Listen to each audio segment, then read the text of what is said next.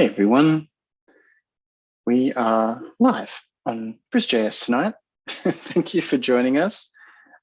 We saw that the YouTube entry was actually saying the wrong time, but the meetup entry is definitely set to the right time. So hopefully everyone will be able to join us very soon, and we'll be able to catch us all on the time buffered version either way. Let me double check. Okay, no worries.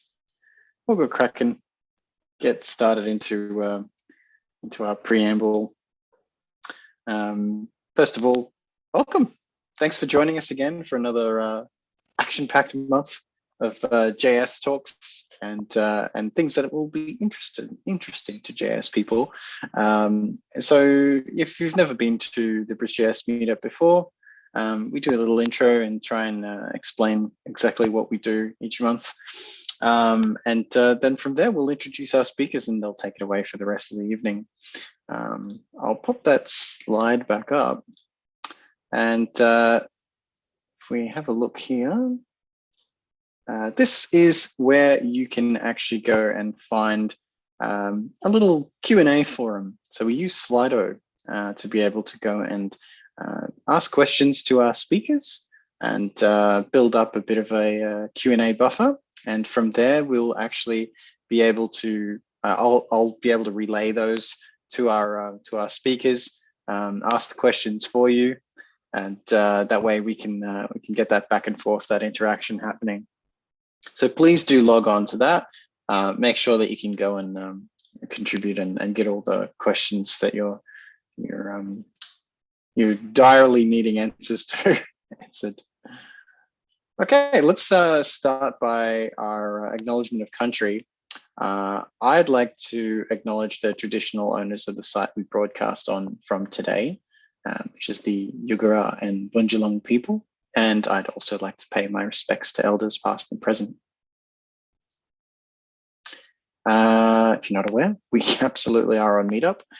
If you've managed to find us through YouTube, we like to organize the upcoming events through here just so that we can continue to update that update that page as all the speaker information and the talks come to hand. And we'll also use that to be able to email out everyone. So it's a great idea to use that and subscribe so that we can keep in touch with you. There's a code of conduct at BrisJS, and we want to make sure it's a harassment-free experience for everyone. So please check out brisjs.org/conduct. That will be something that we expect everyone to abide by. Now, this is something that I will absolutely labor on every single time I do this intro talk. We really need you to submit talks.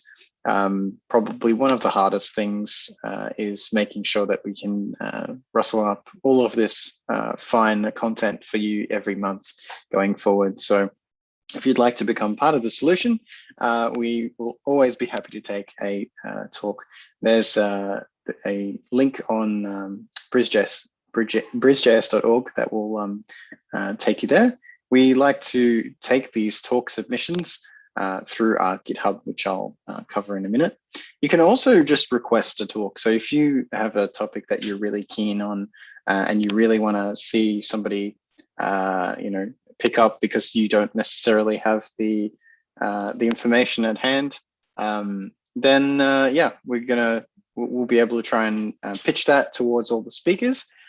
Any talk requests are actually visible on brisjs.org. And potential speakers can have a look at that if they're stuck for ideas or what exactly they want to present.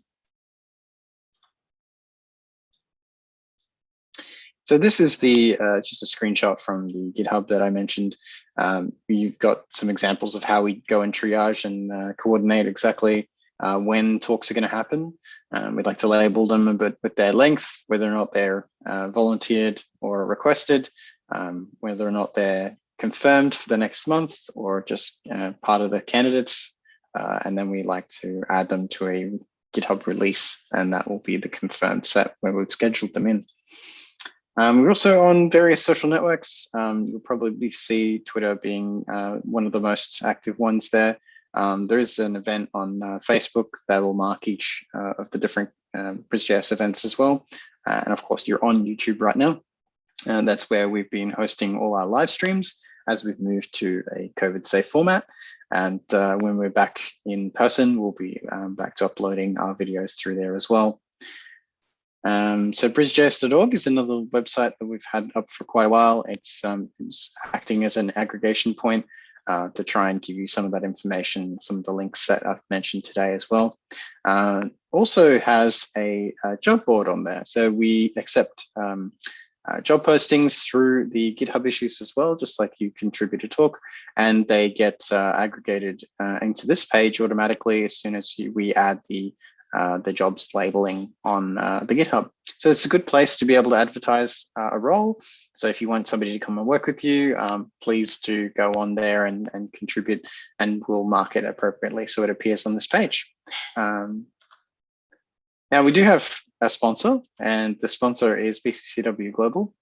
You know that I work at BCCW Global, and they've been very kind to continue to sponsor our Zoom Pro subscription as we go forward. I'm looking for somebody to join my team. So in amongst 6 teams, we want to be able to fill out the system architecture and engineering team. And I'm looking for a senior or mid JavaScript devs. And so if you're a web dev and you do a combination of backend or full stack, we'd be super keen to hear. Please reach out to me directly. There's also a posting up on the GitHub page, which you can check out. And that one's got all of the details that I've written in there about a bit about us and about some of the things that you might need to be able to apply. So please get in touch. I love the Brisbane community, and I want to make sure that you guys can get in first as we continue to expand that team. Tonight, without further ado, we are actually going to hear from 3 presenters tonight. We'll have the Talking of Talks by DeveloperSteve, and we'll also have a bit of an intro on how to share code between TypeScript projects. And Ashley Davis will be covering that one. And we'll also be getting mobile. This is an intro to React Native. So Ali's very kindly decided to jump in a lightning talk there so that we can get everyone going with some, trying to get on native mobile. It's a cool idea. If you're really into your JS and you've been doing a lot of React development, then you may want to check out the native side of things too, if you're already familiar with that React style development. And then we'll close for the evening, and we'll do a couple of online polls as well. Oh, good. So let's kick off with our first speaker tonight. Can I ask DeveloperSteve to unmute and join us on video? Kev, you'll just have to let him into the Zoom call again. Ah, of course I can. There he is. Sorry, Steve. Hey, no, that's all right. There he is. I guess I'm up well, now. You are. You're no rest for the wicked. You can get straight into it. Thanks so much. Right. I mean, of the day of Murphy's Law appearing, literally, I just had my computer black screen, like completely like memory dump, the full works. So anyway, what can go wrong? I actually have a slide for this right near the end of the deck. But anyway, spoilers. But yeah, thanks so much for having me. I'm glad I could make it back in time. Just going to switch over to my slide screen. See, now my screens are messed up. And minimize this down. There we go. So hello, everyone, and great to be doing a talk back at BrisJS. Just wanted to extend the acknowledgement to country at the start with a special heartfelt respect and acknowledgement to the Wurundjeri people, who are the traditional owners here in Narromine, where I'm speaking from today. And today we're going to be doing, I'm going to be doing a meta talk on, well, totally a meta talk on Talking of Talks. I do love coming up with those fun titles. Anyway, we're going to talk about that. I have a whole bunch planned. I'm also going to go into my video setup and just some of the things I use and some of the things you should look at doing when you're looking to do virtual meetup talks. And I know you're all going to do it. I have a whole bunch of fun slides prepared. Anyway, let me get my clicky thing working. Why is it not? Oh, there we go. Oh, seriously, what can go wrong with live presentations? This is fine. This is fine. I should switch to my this is fine scene. Anyway, I'm going to start with a disclaimer again. Yes, I have another tech joke for you. This time it is how do front-end devs like their brownies? You might be like, uh-oh. So get those facepalm emojis ready because they like them gooey. Can feel the face palms as I speak. Anyway, for those that don't know me, hello, I am DeveloperSteve. I'm one of the senior developer advocates at Snig. And I've been a developer advocate at a whole bunch of places, but essentially I'm just here to geek out and tonight share some of the things that I've discovered as a speaker. I'm going to say IRL or in real life, back when we used to travel and we got to meet face to face, and we will again soon. On that note, just going to say I hope everyone's safe, well, and keeping busy learning all the new things like I know you are. See, you can go and learn new things and then you can come do a talk about it. Hey, we're going to get into that. But yeah, I've was fortunate enough to be able to travel around when we could do IRL events back in what I call the time before, and got to geek out with people all over the place, which is always great. Just, I mean, that's my favorite thing about doing developer advocacy, is just being able to geek out as a dev with other devs and learning new things, sharing what I know, and just connecting with people. So, and we can still do that now. It's just, it's a little bit different. Anyway, we're going to get into that now. Like I said, like I've done a lot of conference talks. So this is my, anyone remember Lanyard? Oh, I miss Lanyard. Anyway, this is my Lanyard page from the Wayback Machine from 2017. And I still remember I was counting my talks up to talk 100, which was at API Days in Auckland in 2016. Well, it feels like a lifetime ago now, right? But yeah, that was my 100th talk. And since then, like I've done a whole bunch of talks all over the place. Actually, my last conference talk was at 2 a.m. this morning. So I am literally running on, I've had some sleep, spoilers, but I'm literally running on Pepsi and Skittles right now. So yay. But yeah, I've done a whole bunch more since. And I was keeping track of them up to like talk 100 and then kind of didn't really keep track of them. But as new speakers, I highly recommend doing that at least early on, because a lot of conferences will generally, when you're doing conference submissions, will generally look for, you know, where you've spoken last, or if you're a first-time speaker and you can get extra help, etc. So, but yeah, keep track of them if you can on your portfolio site. Actually, someone should come to a talk about building a portfolio site using a JavaScript thing. Ah, there we go. Literally just thought of that. Anyway, so this first section I called NPM Install Conference Talk, because it's a JavaScript meetup after all. And actually that takes us into our first topic, which is picking a topic. Wow, does that make it a triple meta slide? I think it does. Anyway, so I thought I came up with some topic ideas earlier, but please feel free, if you've got a talk idea, put in the chat. There's no wrong answers.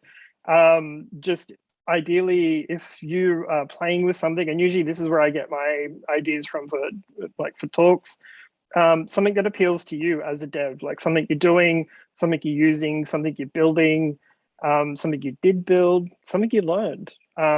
Literally can also be about something you tried to do and it didn't work. So you learned some stuff along the way, and here's what I learned. Like, this didn't work, and so I tried this. Like, those always make good talks, because you've learned something, and along the way you're sharing that with others, and that's what it's about, right? I mean, we're all products of the open source world, and that's what that entire ecosystems are built on. So anyway, here's some talk topic ideas. So this amazing library, I mean, there's so many in the NPM ecosystem for starters, like something you're using day to day, something you find handy, something you've integrated and it saved you a whole bunch of time, some features to it. Like, those talks are always great.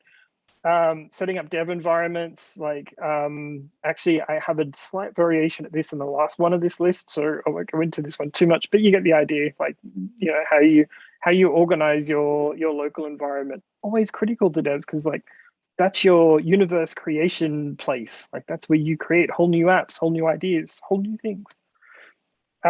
always up for, and like I was saying at the start, something cool you've found. So yeah, I was potting around Stack Overflow and I found this and then this other thing. And particularly with sort of attending a lot of meetups or going to a particular conference, you could also share ideas from that particular event that you're into. And I'm always learning new stuff with those things. They're always, and that's one of the things I love the most about, particularly with speakers going out to talk about this sort of stuff. It's always great. And here's that slight variation on the how I set up my dev environment, how I brew installed my world, for those that are using brew on Mac. Or the title I would use is What's Brewing? I feel like coming up with those punny titles. I mean, they keep it interesting. And on that note, like even just something you're building around the house or something you've built for a particular event. So this one time I actually gave some talks using, I got a new coffee table. Actually, I think I've talked about this here. One of my previous talks here is the time I put some IoT stuff into a coffee table that we bought because it looked like a big iPad. So I thought, hey, let's put 300 strip lights in there and hook it up to Node-RED because that sounds like fun. So I did. Actually, the code for that was loosely based on the same code that I used for my wedding cake. So yay, reusability. But I mean, that in itself is not only something fun that you can just build as like a hobby sort of side project, but you can come tell others about it and share what you did.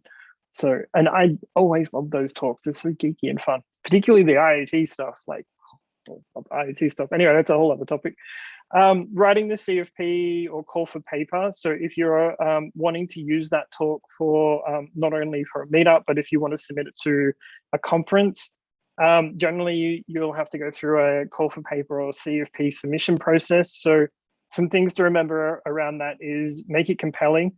Just to remember that essentially your talk getting accepted not only has to appeal to the organizers or the reviewing committee, and generally there will be one or many people reviewing your call for paper or your submission, but then also to the attendees, like what you submit will then get used to the attendees to basically sell your session to some extent or to entice people to want to go to your session and the conference as a whole, really. Don't make it too long, generally one paragraph. Most places will be happy with one paragraph, two at most.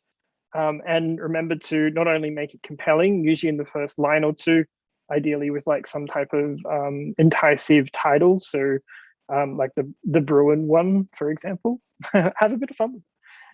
But yeah, also make sure you include what people will be learning in the session. So usually 2 lines in, you can have something like, in this session, you will learn, or I will get hands-on with this thing, I will do this thing, etc., etc.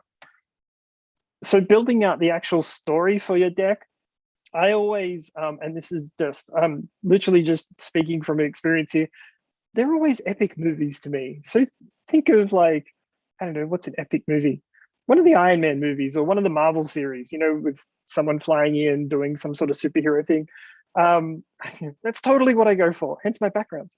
No, I always think of it like a movie production. So if you think a story flow, for example, make sure like the slides marry up to your overall story theme. Like you start off with an intro, you introduce your characters, which, you know, what tools you're using, etc. And then you lead into the middle part, and then you have an ending. So you have a nice wrap up where it's like, we went on this journey, we learned these things, like, here's what I did, here's what I learned, here's what I built. And don't jump around too much with that story. Ultimately, you need the audience to be able to follow along to what you're doing. So introduce the problem, introduce the investigation phase, if any, and then here's how we fix that. Here's how this thing works. Here's how this thing happens. You can do, if there's a demo component, so like a hands-on coding thing or deployment building thing, you generally have that in the middle. I've seen a few people do it at the front, but it depends how you structure the story around that demo or that thing you're explaining. It could be, here's the problem, do demo up front, and then at the end, like, and here's how that works now that we fixed it. It just depends what you're wanting to demo and how you're building that out. I love using animations inside. I'm using PowerPoint here, but I mean, you can do this in Google Slides. I just don't like the animations inside Google Slides. That's totally a preference thing. I've seen some really good, is it JS slides, I think? There's some really good JavaScript versions of like presentation slide deck things as well. I just love using animations. I think it brings some nice fun to things. So that's just an animated GIF using PowerPoint animations. Generally with PowerPoint, I think Google Slides works the same. I've just never really, well, gotten it to work very well. Generally with PowerPoint, you have to hide everything first. So you animate, hide a thing after. Yeah, I think it's after sequence, you get each one to actually hide before you get into the scene, and then you just bring them out when you need them to. So then if I click it again, it's just going to replay it again. And you can get those to loop in as well. Some people use speaker notes. I tend not to most of the time. Generally, like I know because I can see my presenter view and my setup, I know what the next slide is. So how I need to talk to the current slide to get me to the next one, having known where I've just come from. Again, thinking back to that movie plot, like I know how this ends. So knowing how to take people on that journey is sort of the art of the speaker. And it's something you just get from experience. Like the more you do this, the more you get used to it. There was a time where I wrote like whole sequences of speaker notes. And I still remember that was pretty early on in doing like conference talks, meetup talks. The thing I found was too many words, you tend to instinctively just read it. And it just sounds like you're reading like a monologue. Like the trick with this is not too many words, don't read it. So I even read a note for myself in speaker notes to say, don't read it. Actually, it's not in that screenshot. But yeah, the point is like make nice short points so that you know what to talk to on your slide, if anything, or just know where you are in your movie storyline so that you know what's coming up and how to talk to it. Which actually brings me to rehearsing. See what I did there? Oh, if anyone knows this movie, I wanted to see if anyone knew it. Pop it in the chat because I'm keen to see if anyone knows what movie reference this is. I'm pretty sure most people are going to get it pretty easily. Oh, I can feel that the chat's being filled with this particular series right now. I generally, and again, this is a personal speaker thing and something you just get like over the more talks you do, you kind of get used to this. But I generally don't rehearse, totally wing it. And each and every talk is a slightly different one to the last, even if it's the same talk, which is kind of, I mean, that makes it unique, right?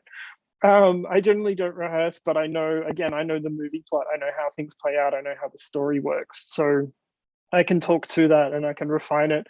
Generally, the more you do a talk as well, like there'll be things inside the structure or the storyline that you'll be like, oh, I could have done this different. And you'll do it different, better the next time you do it. The only time I actually lie a little bit because the only times I have rehearsed is generally for keynotes because they are a lot of pressure. Just saying, they're a whole other thing. It's like, say something profound. No, I generally will rehearse those just because they are, well, generally everyone's at a conference is in the keynotes. They're going to be seeing you. You want to get it right. But yeah, this is just a personal thing, a personal speaker thing. If you were wanting to rehearse as well, get friends or colleagues into a lunchtime call or something and like do it over Zoom or present to them in wherever your place of work is. Just to get that second ear, that audience, just to make sure everything comes across well, but also to give you that experience just talking through the movie plot, as it were. Most importantly, and this comes down to sort of fundamentals of speaking, is to know your audience. Like know what's going to resonate with them, know what is going to work, like just know your audience. The good thing here is when we're talking about speaking at a meetup that you're all currently watching at, this is a very meta talk. Anyway, you are the audience. So if it resonates with you, it's generally going to resonate with everyone around you because, I mean, you're all community. So you're just presenting to friends in the community, which actually brings me to the next slide. Because like one of the secrets that I kind of worked out early on is like as a developer, standing in front of other developers, like literally geeking out, I'm literally just geeking out with friends, which is the way that I always do these. Like that's the secret. Like you're just one of the audience, just getting up to share what you know with friends. Yeah, that's kind of the way I've always looked at it. So, I mean, hopefully that helps with anyone that's got some amazing stuff to share to to come and share it. Incidentally, just before we go into the next section, because I want to talk about virtual speaking, it's a whole other thing.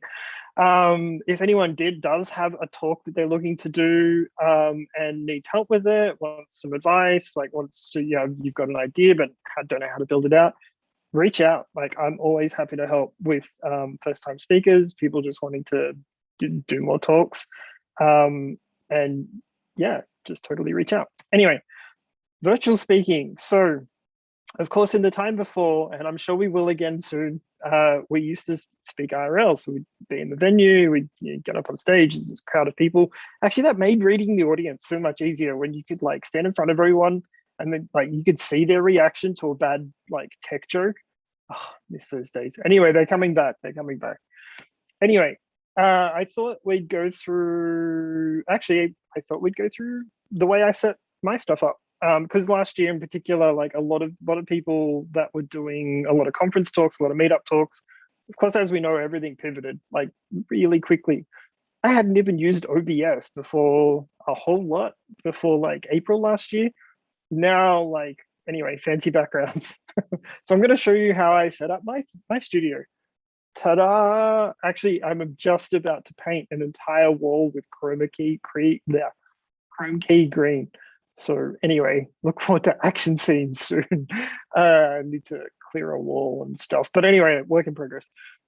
This is essentially literally what I'm talking to you from right now.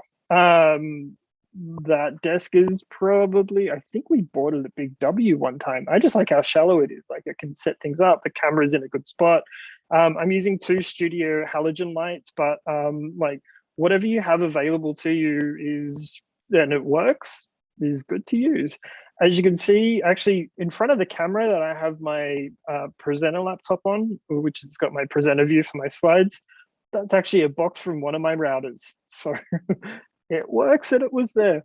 Early on in the sort of last year when everything started going virtual, like I did not have most of this set up, but I remember putting my laptop on I had a podium set up with the camera and everything so I could stand up and present, because well, in the time before we used to stand up to present.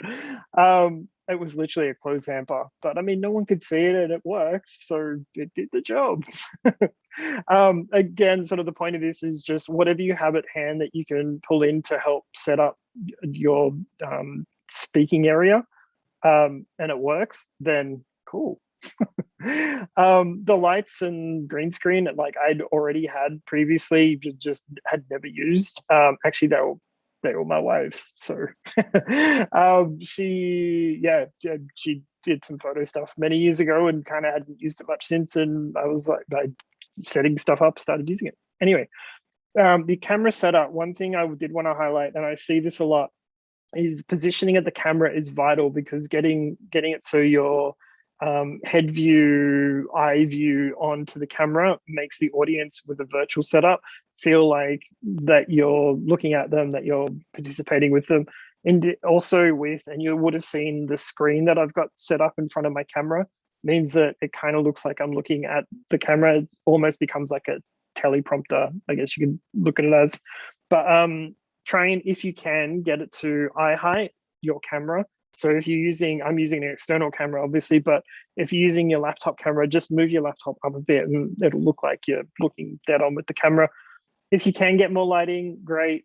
Sometimes you're in a room with a downlight, for example, try and position underneath the downlight so shadows aren't too bad. If you sit in front or behind of that light, it's going to throw shadows in different directions, which will make your scene look a little bit darker light.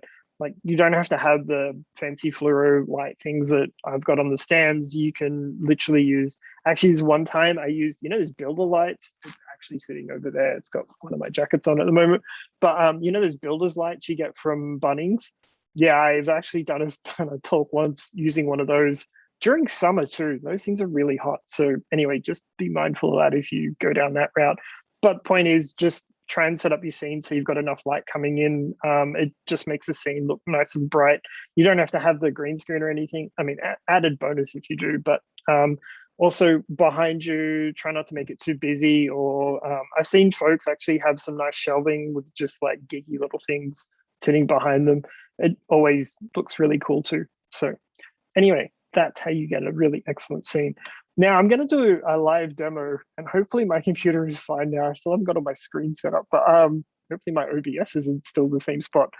I thought I was going to set this slide up to take you through how I use OBS, but I thought, you know what, I'm just going to demo it because, well, it's on here. So nope, it's not in the right spot. There you go. See, what could go wrong? Now it is.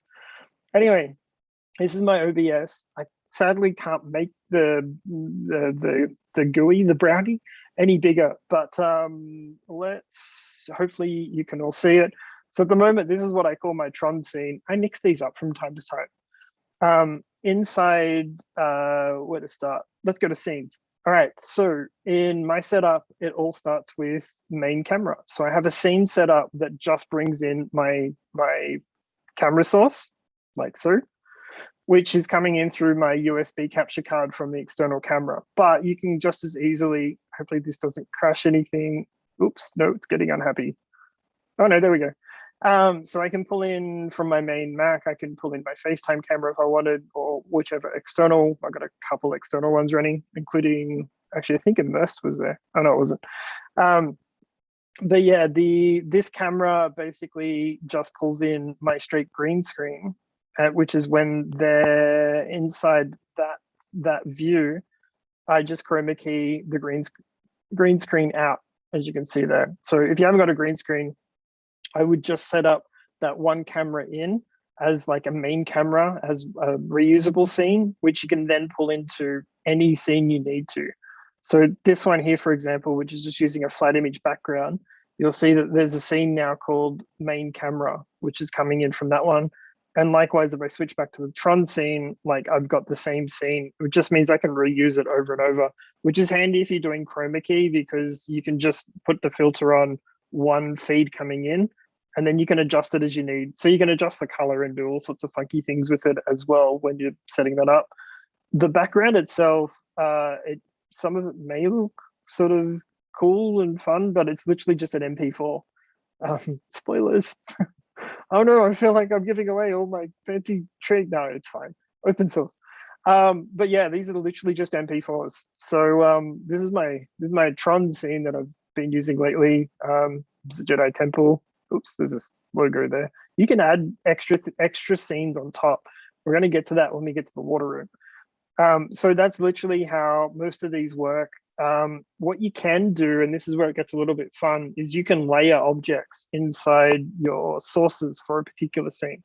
So you can see here in this one, for example, hey, Sarcasm. See, it's really weird when I do that because I'm literally looking at a filing cabinet off to my left. Spoilers. You can see I'm pulling in the main camera here. So that was that first scene that we were looking at. The console is just a flat image. So if I take that off right now, hey, it's literally all smoke and mirrors. And then the background is an MP4. You can layer objects as you need. And that's basically how, let me get inside the ship. This one works too, is I've got a flat image and then a moving background, but it looks with my source in the middle. The actual Sneak logo on the ship is actually a JPEG. I couldn't be bothered making the image up. I've also got a filter on the ship itself to make the purple. I mean, I could have made the image up, but yeah, this worked. The other one I was going to show you was the water room. So, and this is where you can have some fun setting up multiple videos and multiple Chrome key all in one go. So I don't know if I've done this to you all yet, but you've been rickrolled. Hey. But yeah, the rickroll is literally an MP4, a Chrome key MP4, and I'm filtering out. So like we got filters. You can see there that's just chroma keying, and then I've got a color correction there because he was a bit yellow. The footage wasn't too good, but I mean that kind of works, and that's how you rickroll an entire meetup. Hey. And you can add anything you want into these scenes. So Gangnam Style with the transformer. Whoops, let's not BSOD. I've already had one of those tonight, so I don't want another one. Spider-Man, Thanos. Anyway, you get the idea. They're just literally just all the same thing. Oh yeah, let's BSOD. I feel like living dangerously. Hey, there we go. Anyway, enough of that. Let me switch back to the front scene. That was dead screen. There we go. Oh, I forgot I put that meme in. See, I was going to set up the automation so it'd automatically trigger, and I thought, no, I'll remember when I get to it. I didn't remember. Anyway, see, if I did this talk again, then I would remember to do that and fix it, and next time around it would be better. It'll be version 1.1. It'll be fine. I thought I might talk quickly just about how, so in the pivot to last year, one of the things we got really good at, particularly before the likes of Zoom, which I'm currently using to come to you all via YouTube. Hey, Kev, thanks. One thing we worked out was you could get, and this is totally free to do, but this is the free version to do it if you don't have access to Zoom. You can use Skype, believe it or not. Skype's the thing again. It has a hidden setting called NDI in settings, advanced calling, and NDI from memory. It might have changed, but it was around there somewhere. So you can turn on NDI in the NDI setting and get everyone onto a group call. And what will it actually allow you to do inside OBS? I think I've got a thing. Yeah, I have. Inside OBS, you can capture each person that's joined the call. You can actually grab their video feed from the Skype group call inside OBS and then set up your scenes, which is really handy when you're bringing many people into one feed out to YouTube, Twitch, wherever. The other thing it would do was you could actually grab screen shares from them as well and feed that straight into OBS. And it just meant you could aggregate multiple sources of video straight out into one stream. And it was free because you can just use the free version and then stream out. Just near the end, there's some things I thought might be handy to remember or just that might be useful. Namely, the first one of this, and like I've seen seasoned speakers deal with this one. Sometimes some good friends would be speaking and you would be noticing that they were getting messages coming in at the top right of their screen. And like you can't tell them because they're presenting. So you'd be sending things like, hey, turn off your notifications, and then everyone would be seeing it drop down. So just make sure you turn off notifications. Actually, I have fond memories of seeing some people do that. Not mentioning any names, but yeah, there's been moments. But yeah, make sure to remember to turn off notifications before you go into your presentation, just to avoid seeing that, hey, pick up some milk on the way home, or whatever that message is going to be come through, particularly if you're sharing screen. Incidentally, my setup here currently, I've got one external screen, which is what you're seeing at the moment. And then my presenter notes, well, presenter view is sitting in front of the camera. So I know what's coming up, what's next. And everyone can still see my thing. Plus also, I usually set up all my demos in just extended screens across my external screen. So I can just flick it across and, well, you get the idea. Totally make it fun. Oh, please make it fun. Charisma is something I think really resonates with everyone, particularly if you're talking about a thing that you've learned, you believe in, like you've used, you do daily, like just make it fun. Add some nice little elements in, add some memes, add some GIFs. There may have been a few in this presentation. Perhaps you noticed. But one of the things I've learned of many talks is just charisma works great. Plus it's just fun. So always remember, charisma is key. Now, I don't know if this one's true or not, Kev. Demos sometimes fail, and they fail to the best of us, including the likes of Tesla. And we all saw this. But the thing I wanted to mention here is, well, other than Murphy's Law is always with you during live demos, it totally is. Literally, just as Kev started tonight, my computer black screened, my memory jumped, and I had the, anyway.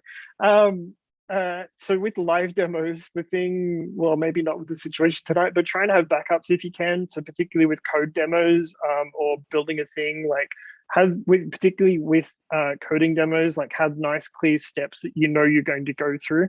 Like I do this thing, I do this other thing, I do this other thing, and hey, it works. Like have some nice clear steps, but also have backups if you can. So sometimes when you're compiling something, like it's going to take a little bit longer than you'd like. So here's one we prepared earlier. And you can work that in with a bit of charisma magic as well and be like, well, who'd have thought that wouldn't have worked and did 3 times before I got on this thing. You can have some fun with that as well. You can also have fun with it failing. This one time, actually, yes, this one time, I was presenting some sort of live demo to 3,500 people, and everything was working fine. Actually, I remember about twice where this has happened now that I think about it. Anyway, everything was working fine, tested all before I got on stage, and get up there and there's no internet. And the thing I needed, well, it needed internet. So anyway, that does happen. I think you never really, no, you kind of get used to handling that better the more practice you get in. Like those things are always going to happen. Just being able to talk around those and sort of deal with it as best you can is something you just learn over time. But also, again, like charisma is key. So people are still going to remember what you've been talking about if you're doing it with charisma. No, always have backups. So like you can say, hey, live demos never fail. Please go check out the code. Here's the GitHub repo, et cetera, et cetera. Like there's still ways to deal with that. It's usually shows experience for the speaker being able to handle that easily under pressure. And like it's just something you just learn over time, I think. This is where like I think the practice side comes in. Like just have some backups in place, have a safety net if you can, and like you can always fall back to here's what it should have done, here's what it could have did, or we just learned something from that, don't you think? There's always ways you can handle it. Anyway, takeaways, just wrapping up takeaways. I always think talks, like especially with open source communities like yourselves, always great to just give back, like share what you know, share your experience. That's what the entire industry is based on. That's what all the stuff you're using day to day is all based on. That whole reiteration of giving back, sharing what you know, and people taking that, adding to it, doing their own variation. Like that's open source. Also, one thing I've always found, which is sometimes surprising, like you might be doing that thing that you don't even realize you're doing until you go and talk about it, and someone goes, oh wait, I never thought to do that. Like there's always people around you that are learning at the same rate that you are, or the same pace you are, or the same things you are. And you contributing back means that others will learn from that and be able to contribute back in their own way. So totally always a good way to give back. Again, possible topics to talk on, and this is by no means limited, but I know Kev would love to see some talks. Again, put them in the chat, and if you need, reach out as well. But anything around coding techniques, something you learned, something you want to learn, you can go out, learn some new things, pick up some new skills, play with that library that you've always wanted to play with, and then come tell everyone about it. There's so many libraries to choose from, like the NPM ecosystem. It's huge. Anyway, I know you're all going to do it because Hypnotoad tells me that you're going to all come and submit a talk to the BrisJS GitHub. Yes, yes, you are. Anyway, that's just about all I got. But I did want to mention that SneakCon's coming up in October, so it's free to attend. Some great talks in there. We did have CFP open until recently. Maybe I could get some extra talks in. If you had an idea, please reach out. Love to see if I can get you in. I might be able to. And as always, please use your tech superpowers for good, and remember to be excellent to each other. Thank you very much. Yay! Can't Awesome. find my Zoom. Thanks so much. Completely lost my Zoom. Oh wait, I think I have to stop sharing. There we go. All good, man. All good. Thank you. That's great. We do have a bunch of different questions. Yay. What do we got here? We had a couple come in right as you started. The first one here is, do you think we could do a talk about a topic we're eventually stuck on? Like a lot of work happened and then we didn't get the result. Yes, those are great because it's like the story there is like the journey. So even if like you don't get the outcome that you're looking for, it's still sharing the journey and sharing like, here's what didn't work and here's what we're going to try next. So, and then you can do another talk on that. Here's what we did. Exactly. Yeah, a sequence of talks absolutely makes sense to me. Must we be good at puns in order to present? No, that part's optional. So I do have a theory on this though. If you do too many in a talk, it counts as applause. So that's always it's a working theory. Anyway. Makes sense. This one's good. How often is pre-recording parts of your talk used? Ooh, see, this is, I think, a personal speaker, like up to the speaker. I tend to like to do my stuff live because I like to live dangerously, and you never know how Murphy's Law is going to strike. But I do know some conferences, some meetups kind of prefer the whole pre-recorded thing. So I don't know that I have an answer to this, but I prefer to do it live where possible. Yeah, absolutely. Get this interaction going as well. Yep. I guess it would make sense for a backup plan in case of live coding. That would be very relevant. Yeah. That way you could kind of just show it all in action and talk over it. And I think it's also interesting to do that. Maybe if you are not confident, you can type and talk, because a lot of the time you may not have the, I don't know, mental dexterity, mental gymnastics to be able to go through and do those kinds of things. But just my 2 cents. No, that's a good point. Actually, there's been some times where I've done some IoT demos where I wish it had a backup. Like 21 floors up, the IoT network doesn't work, but it did in testing. Anyway, it worked in my environment, so it was fine. Well, see, I actually threw in a non-question of my own because you mentioned jerry rigging or using whatever you have in your like presentation resources, like your physical resources. So I just noted in here for everyone's benefit, and I guess I'll read it out, is that I've recorded BrisJS talks in real life when we were all in one venue by sticky taping my phone to a mobile hand sanitizer dispenser in our in-person venues because I forgot my tripod. So otherwise there would have been no recording for the night. So that's great though. Yeah. Gaffer tape fixes everything, but it wasn't gaffer tape. It's just plain old does. sticky tape. I was going to say Whatever that's the roadie's best friend, gaff tape. Like, exactly. You can never fail. Actually, did anyone get the in the comments? Did anyone get the movie reference? Somebody did actually. Yes. Shout out to Joe Robin. Yay! Got it very quickly. Okay, the next question is, what advice do you have for live coding disasters? I think you kind of covered that one then. Oh yeah. Yeah, I mean, nothing ever prepares you for them too much. And generally, I'm fortunate enough to be quick on my feet. So it's like, oh, wow, that never happens. Let's try this other thing. Actually, last week, I had 2 things fail one after the other. And I was like, cool, well, we better move on because we're running out of time. 4 other demos before it works. So this was fine. Yeah, I think nothing ever prepares you for the spontaneity that Murphy's Law sometimes brings. But I mean, as a speaker, I always love the challenge, and I like to live dangerously. So yeah, that didn't answer the question, but I hope it helped. Makes sense. What advice do you give people who consider themselves too shy to even contemplate doing a talk? Oh, believe it or not, so I'm amongst friends, so I can tell you all. When I first got my first developer advocate job, I'd only ever given 1 talk before. So it took me the first 3 months of literally being out on the road giving talks, and before it kind of all like gelled in. But before that, like I was also like the introvert type, believe it or not. And literally that whole like geeking out, I was just geeking out with friends, was the mindset I took on and kind of learned to take on the road, because I mean, literally that's what you're doing.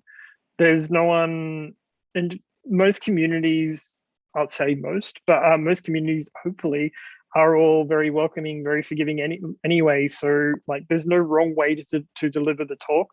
And generally, if you're like needing help, people are going to help. There was this one conference, and shout out to Ben Deckeray, who's also talked to you before.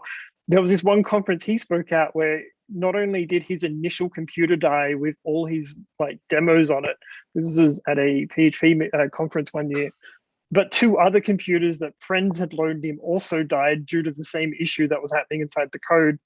And Rasmus, the creator of PHP, who was in the audience, ended up helping him like during his talk, fix the code. So yeah, but I mean, that to me, like, that's the open source like community group. That's what they're going to do. They're all going to jump in and help where they can, because I mean, that's how it all works, right? So ultimately, Absolutely. you're just geeking out with friends. And everyone's there to help each other, right? We all want everyone to succeed, right? So that's the thing. If you are struggling with anything, we're all going to jump in and lend a hand. So that's absolutely true. Incidentally, if the someone was looking to give a talk but was like nervous, like shy, didn't want to present on them by their own. So this is what happened when you do a talk at 2 a.m. this morning. I'd be more than happy to come help you, like come do it with you and help. So if anyone was, like, just reach out. Yeah, absolutely. And I can help arrange all sorts of support if necessary as well. It like you, I would absolutely, be the person in the front row who's nodding. You know, that person, you can focus on that one face and absolutely do that. And I think it's a little easier on virtual. But that's the kind of thing that you need. You need that one person you can fixate on and just be like, hey, look, they're engaged, and that's a good thing. Last one is any experiences or tips around neurodivergent speakers having particular coping mechanisms to do a talk. So I guess this goes back to other folks that you've kind of presented alongside, or any kind of things that they've mentioned, or any kind of things that you've seen in action. I actually don't know. I can't think of anything. Oh, someone stumped me the question. I can't think of anything off the top of my head, but happy to have a look at some stuff and recommend some things that I can find around that might be able to help.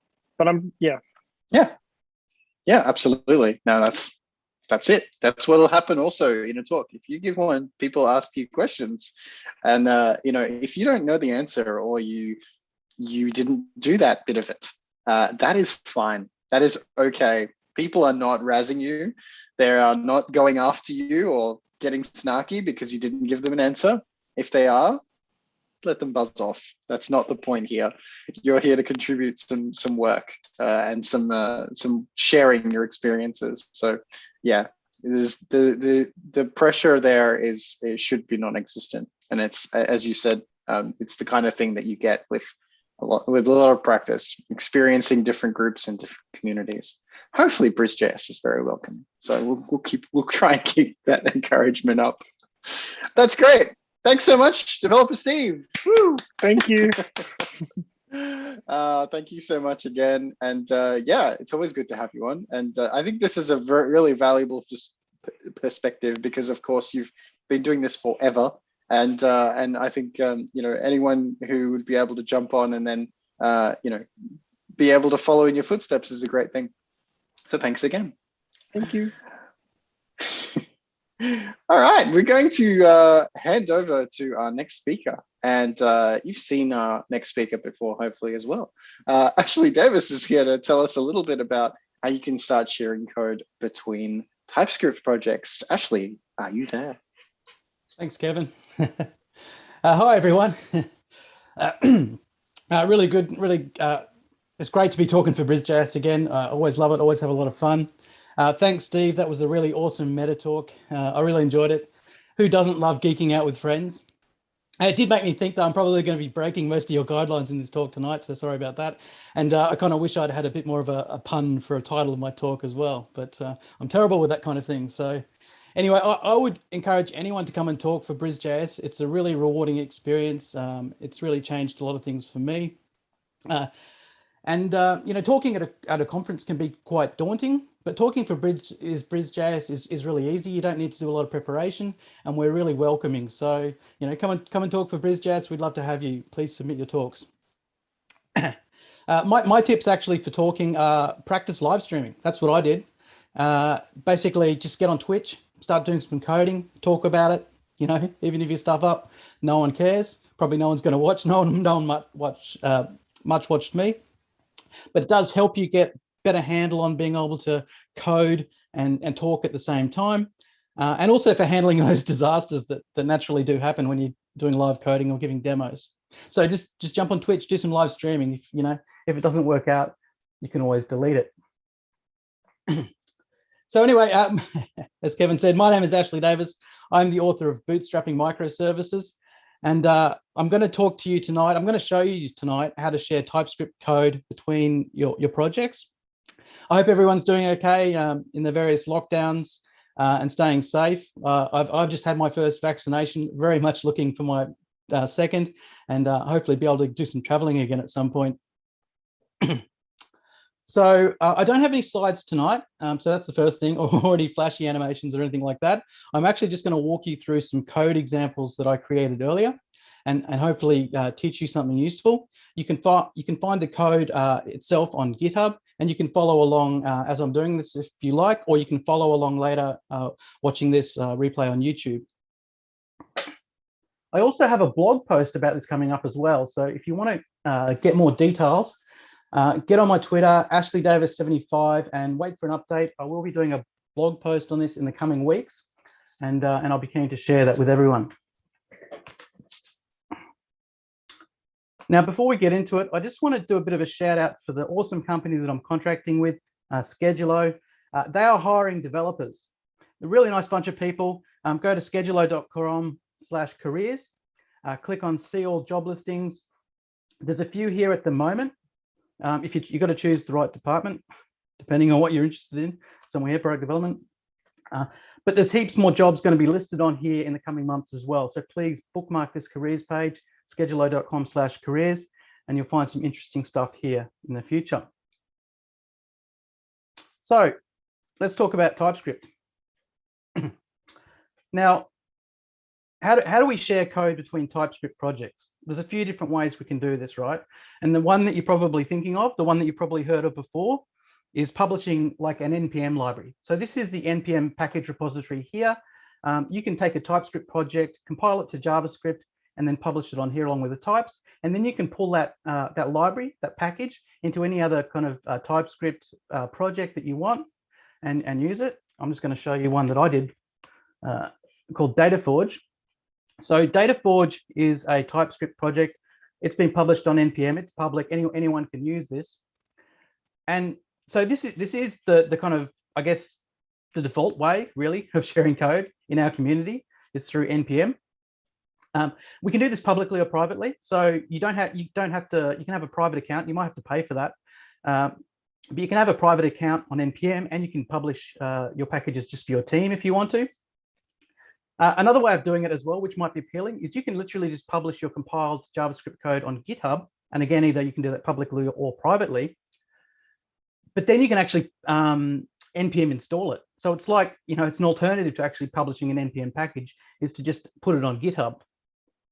So these are the easy ways, really, and the kind of default ways for sharing TypeScript code. I'm going to go a little bit deeper than this tonight. So, most of the times you can probably get by with NPM, but I actually come from a different world. I come from a background working in C++ originally, and then C#. And the way that we would share our code libraries is that we'd have it in a separate project, we'd compile it, and we'd share the lib file or the DLL or whatever it is in the language that you're working in. And I was after a similar way of doing that kind of thing with TypeScript, where I didn't have to go through this step of publishing it to NPM or GitHub in order to share it, say, with another local project on my computer or something like that. Now, the good news is we can do this with TypeScript, and with TypeScript version 3 and above, it has support for a feature called project references. So here is the doc for that here. You can just Google project references TypeScript, and you'll find this pretty quick. Pretty good bit of doco here. There's not much to it. You can read through this pretty quickly. But I'm just going to give you a demo of how this works, and then I'm going to move on to some more advanced stuff that really isn't covered by project references. I have got 3 examples that you can find on GitHub, and I'm going to clone it from scratch tonight. Fingers crossed it all works, but if not, I've got a backup. So go to my GitHub if you want to grab this for yourself now or later. GitHub.com/AshleyDavis, and then find the repo sharing TypeScript code libraries. Now, there's 3 examples under this. There's a basic Node.js example. So that's a real simple bare bones example that doesn't have anything special in it, but it's just a necessary starting point. It's just a building block. So we're going to quickly have a look at that before we move on to the more advanced examples, which are the microservices example, which shows you how to share TypeScript code between Docker images or microservices, and the microservices and front-end example, which shows you how to share code between your back-end microservices and your front-end UI. Now, bear in mind as well that this can be a very flexible approach. So whether you're using like a mono repo or a meta repo, you can use these techniques to help you. And it's very, very flexible the way you structure this. You can structure your folders and your files pretty much any way you like. You know, I've got a particular setup that I'm showing you tonight, but you know, you know, you can do it any way you want, basically.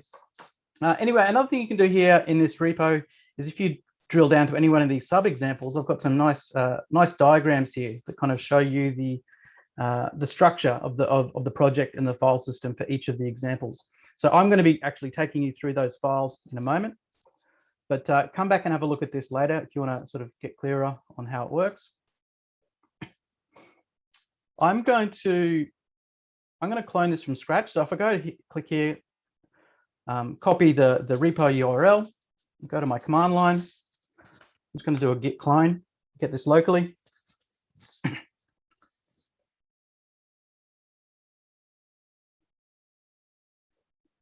Cool.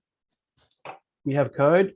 So I'm just going to change. I'm using Windows here, but you can do this on Linux. You can do this on Mac OS. It's much the same. So in here, I have got my examples. I'm actually just going to jump in and just do some npm installs to get dependencies, just so that we don't have to do that like as I'm going, basically. So I'm just going to open another terminal here.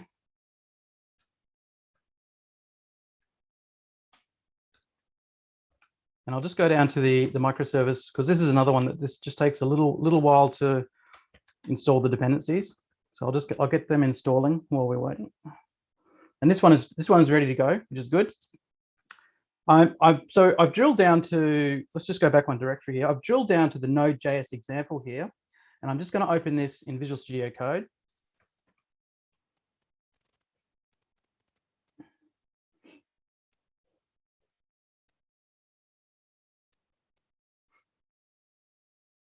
So what we're going to see here is a fairly simple Node.js project. There's nothing special about this. In fact, it's just a hello world application.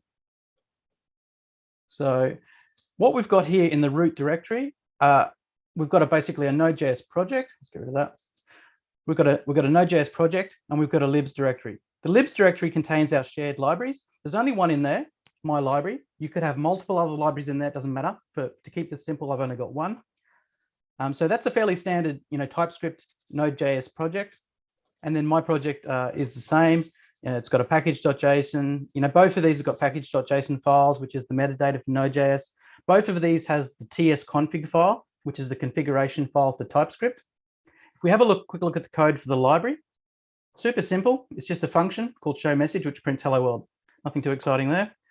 And the code for the project just calls that function. It imports it from the shared library. Now, the way this fits together, the way this works is because in the tsconfig, if we scroll down to the bottom, we've got this section here called references. And so it's saying, I want to reference this library here. And this is what allows us to reference some TypeScript code outside of our root directory. So you can see here that it's basically the ... is going outside the root directory and into the library. Now, let's see this in action. So to compile this from TypeScript code into JavaScript code, I need to run the TypeScript compiler. Now, I'm running all this under Node.js. I'm actually running a fairly recent version of Node 14. Normally, when we're compiling a TypeScript program, we would just run npx tsc, the TypeScript compiler, or I've got it set up in my package.json file that I can run npm run build. And you can see that that's just running the TypeScript compiler, but it's actually got an extra option on the end here. So we can do that manually as well. This is what's enabling the TypeScript compiler, this build argument here. That's what it's enabling it to basically pull in the project references. So what it's doing is it's not just compiling, the directory we're in. It's not just compiling my project, but it's also looking at what you've got in your project references, and it's going and compiling each one of those as well. So this is the first part of it. So once you've run that, we have in our my project, we have a dist directory. Hopefully everyone can see this. We've got a dist directory, and we've got a compiled JavaScript file, which has got our call basically into our library function here. And if we look at the generated JavaScript code under the dist directory for my library, you can see that we've got the compiled code here for the library. There's nothing too exciting here. It's really just a little bit of a helper that can connect multiple projects, multiple TypeScript projects, and compile them all when you use this build argument that we used here on the command line. And like I said, I have encoded this in the package.json file. So if we just find that for my project, you can see here the build script is just set to that command TypeScript compiler --build. So again, nothing too exciting there, but we have to cover this before we move on to the slightly more advanced example, which we'll do now. So we're going to go back a bit into the root directory of the repo, and what we're going to look at now is this microservices example. And I'm going to open Visual Studio Code on this project, and we'll have a look at it. It's basically the same. It's basically the same as that other project we just looked at, except we're adding a Docker image, a Docker file into the equation. So you'll notice we've got the same folders here. We've got my project. Under our shared libraries, we've got my library. My library, it's just a code library. It doesn't need a Docker image, so there's no Docker file in here. But if we open up my project, you will see the Docker file is here. Now, this is where it starts to get a little bit more complicated. And the main problem here, is that we want to compile all of our code, including our shared libraries, but then we want to bundle all the compiled code in a way that we can easily include it in our Docker image. Easier said than done, but hopefully you'll like my solution that I've got. So one thing here to notice is that the Docker file and the Docker ignore file are at separate levels in the directory structure. So the Docker ignore file is in the root directory, and the Docker file is down in the my project directory. Now, just bear in mind here that even though we've only got one project here, we could have multiple separate folders here for other microservices. We could also have multiple other folders here for other libraries. So it's a basic, simple setup. So it's just got one microservice. The structure is designed to have more added to it. They're all built against the context. So the context that we're sending to the Docker daemon is this kind of root directory here. So that means the Docker daemon has access to the code for my project and also for my library. And it has access to the code for anything else that we put in here as well. So that's kind of what makes this extensible. But because it's run at the context of, or the context for the Docker image is set to the root directory of this project, that's where we put the Docker ignore file. And we're doing a few things here just to keep from sending too many files into Docker. One is we're basically saying for any subfolders that have node modules, we're going to ignore those. We're not going to send them to Docker because we're going to do the npm install within Docker. We're not going to send our .git directory because that's a big no-no. If you've got a big history in your repo, you don't want to send that entire history to your Docker daemon that doesn't need to know about all that stuff. And then your output directories, as well as this kind of generated build file here, we don't want to include that. And we don't want to include any of this stuff for any of the subdirectories. So let's have a dive down into the Docker file. Let's just get a little bit more room here so we can see what we're doing. So I'm just going to zoom out a little bit just so you can kind of see this whole thing in its entirety, even though you won't be able to read it at this level. I just want to give you sort of a bird's eye view of the Docker file here. So you've got the whole Docker file. Now it's broken down into two parts. So the first part is the builder part. So that's what's doing all the building of the TypeScript code to JavaScript, and it's doing the bundling, and it's preparing dependencies. And then all we're doing for the prod image, which is this last bit here, which I'll zoom in on now so you can see. So this is the sort of the Docker build phase here that builds the prod image. The main thing it's really doing here is it's just copying whatever you've built, whatever you've copied to this build directory under my project. It's just copying that into the Docker image. So it's not much happening here really. And then it's actually starting.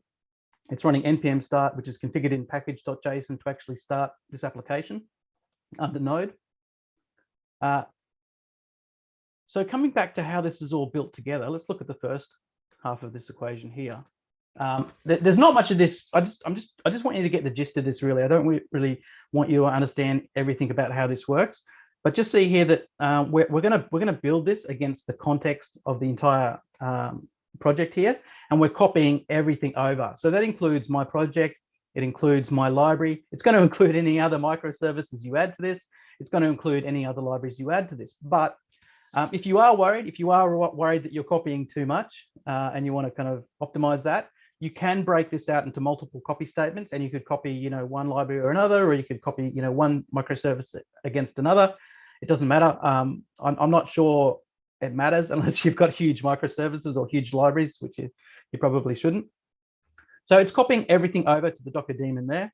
And then we're running an npm install. So this is basically what's going to get us our TypeScript compiler and all our dependencies. We're running the build script in the package.json. Let's do a quick aside and have a look at that. So that's defined here. So what you can see here is that it's running TypeScript with that build argument we looked at a moment ago. So that's what's going to build like the current project, the current microservice, and it's going to like fan out and compile all the shared libraries as well. And then it's got this other thing here called TS Project Bundle, which is basically like a little program that's going to pull together all your compiled files or compiled JavaScript for everything that you're referencing in your project references.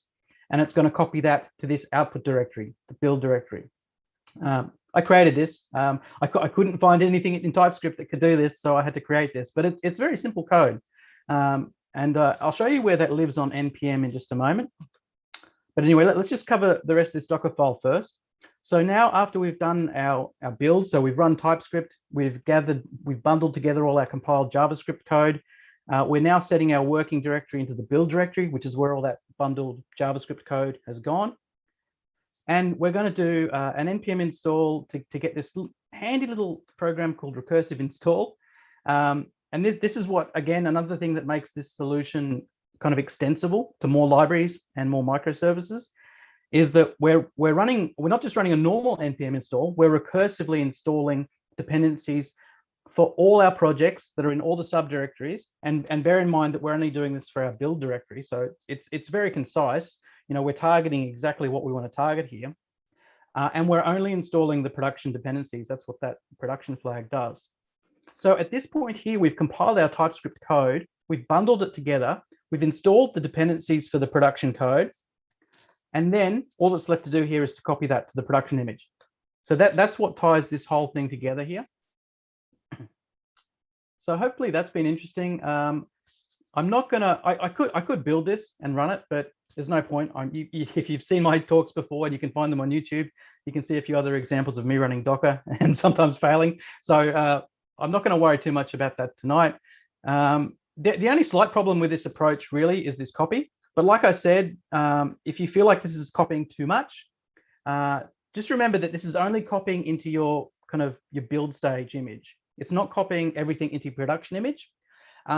If you're worried about the performance of the build stage, you can refine this. You can kind of restrict it to just the things you want to copy. But ultimately, what we're doing here with the compilation process and also with the bundling and the recursive install, we're only kind of getting the stuff that we need in production and putting that into our final production image, which is the last stage down here. So now we have one more example to look at, and then I'm done. So this is the front end example, which the npm install for this would have taken a little while. That's why I started it off earlier. But I don't need that extra terminal, so I'll just close that. But let's go back to the root directory of the repo here. We're going to look at this microservices and front end example now. Now again, it's just like the previous examples. I've added a little bit more into it. We've upped the ante a little bit. I'm just going to run Visual Studio Code here. we'll have a look at this project structure, and then we'll build our front end. So this is a really simple front end based on TypeScript, based on React, using Parcel for the bundler. We've got the backend for it is under this backend directory here. And what we have here is just my project. So it's just the one we just looked at. It's just like the Hello World project. It's nothing exciting, but it's the same as before. The Dockerfile is basically the same, except some of the paths have been changed a little bit because I've put this in a backend directory now. Now we could put other microservices in this directory, so it can be a multi-microservice backend if you need it to be. But for purposes of simple example, I've just got the one project there. We've got the front end project here, so that's what we're going to look at in just a moment. Before we look at that, we've got the libs directory with my library that you've seen before. So the Hello World, my library. It doesn't do much, but it's just an example of a shared library that we're going to share from the back end to the front end. And you could put as many other libraries in this directory as you want. Now, this works really simply with Parcel. I did try this first up. I did try this using what's it called? Create React app, or what it is, that program that you can use to create your boilerplate React app. I couldn't get project references to work with that. Something to do with the configuration of TypeScript there prohibited that. But I prefer Parcel anyway, and I use Parcel myself now. I haven't tried this with Webpack. I imagine you could get this fairly easily working with Webpack as well. So in the front end directory, we have got an index file. So this is the front end. It's really simple. It's just got a stub where we're going to put our React UI, and it's pulling in the TypeScript file. Now, the cool thing about Parcel is you just give it like a reference to this file, and it knows how to compile TypeScript code. So it's like it's totally zero configuration. That's why I love Parcel. I just didn't have to do anything to set it up. It just understands like the common asset types that you'd want to use in web development. Now in the tsconfig for this front end, again, we see the project reference. So we're referencing for our front end, we're referencing my library. And we could put as many other libraries here as we like. Now, just looking at the code, so this is just a really basic stub React application, but we're pulling in the show message function from our library, and then we're using that. We're embedding the string that returns in our UI. Pretty simple stuff. If we look at package.json, you can see what we have to do to build this. I've got a compile script here, and that's doing the TypeScript with the build argument that we've seen a couple of times already.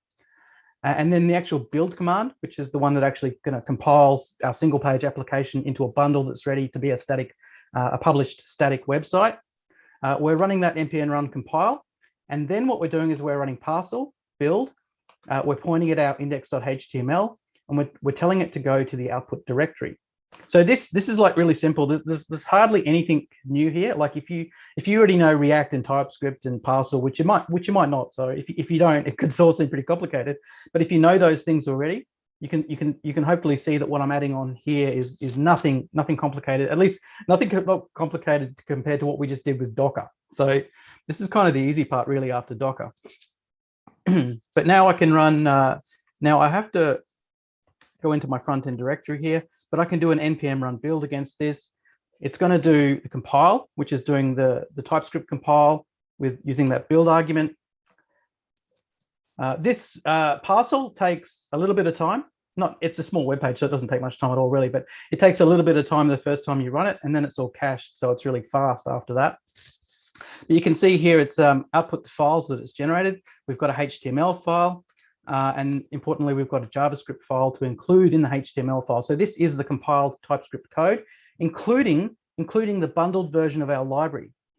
And bear in mind, this is a library that we've shared into our microservice, and we've now just successfully shared it into our front end code. So let's have a look at what that code looks like. I guarantee you it's going to be unreadable. I was due to the outdir here. Basically, we're putting it to this outdir here. So this is the code that's been generated.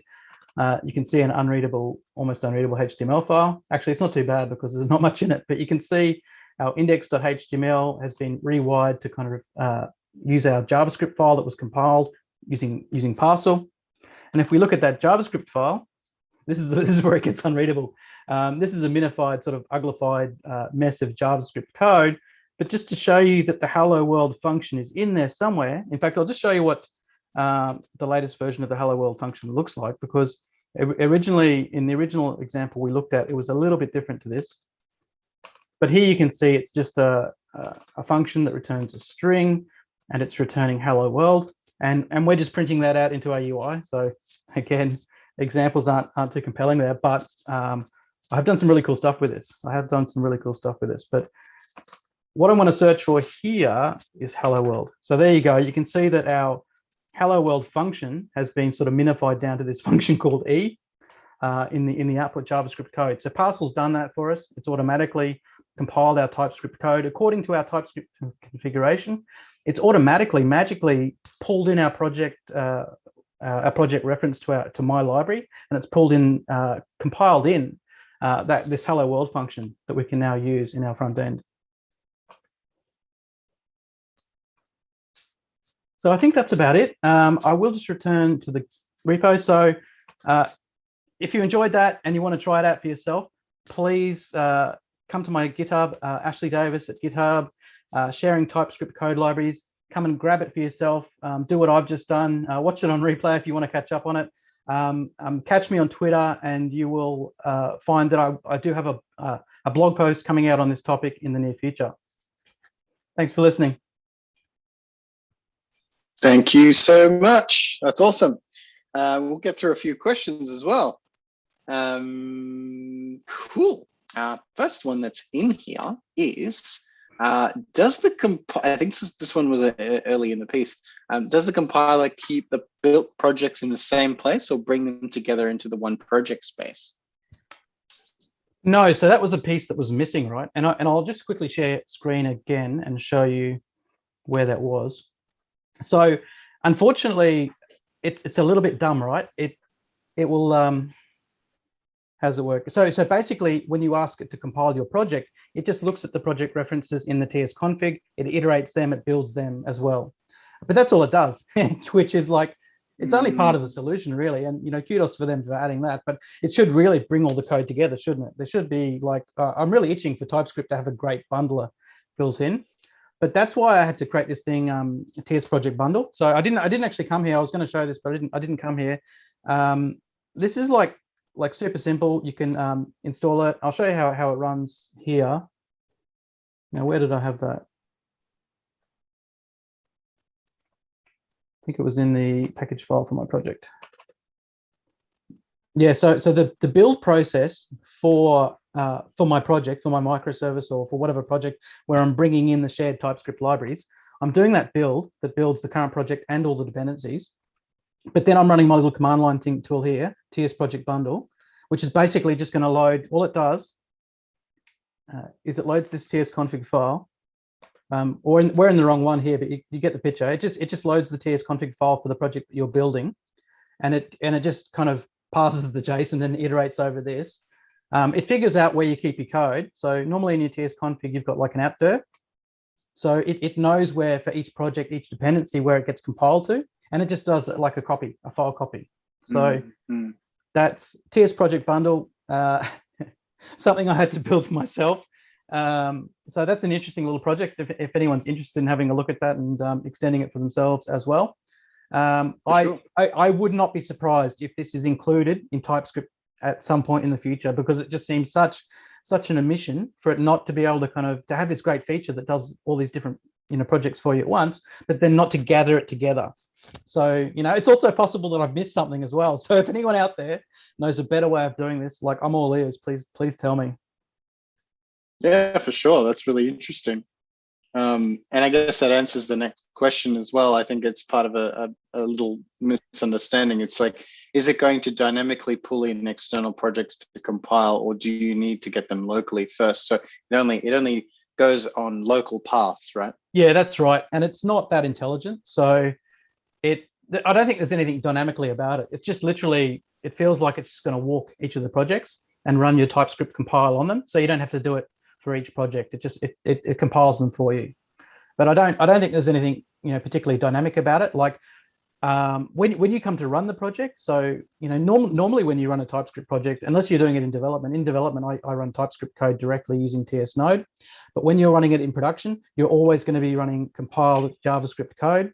I'm not aware of any systems that would compile TypeScript code on the fly either in a production system. So it's typically not what you do. It's, you know, you want it to be in JavaScript for the performance and not have to do that compile phase in production. Absolutely. And then the next one is, how does this work between projects with nested TypeScript projects? So I guess it's recursive. I don't use nested TypeScript projects, so I don't know. To be honest, if you'd said to me use nested TypeScript projects, I'd say like that sounds really dangerous. Like, yeah, there's bound to be some weird kind of edge cases and, you know, difficult to configure things, you know, there.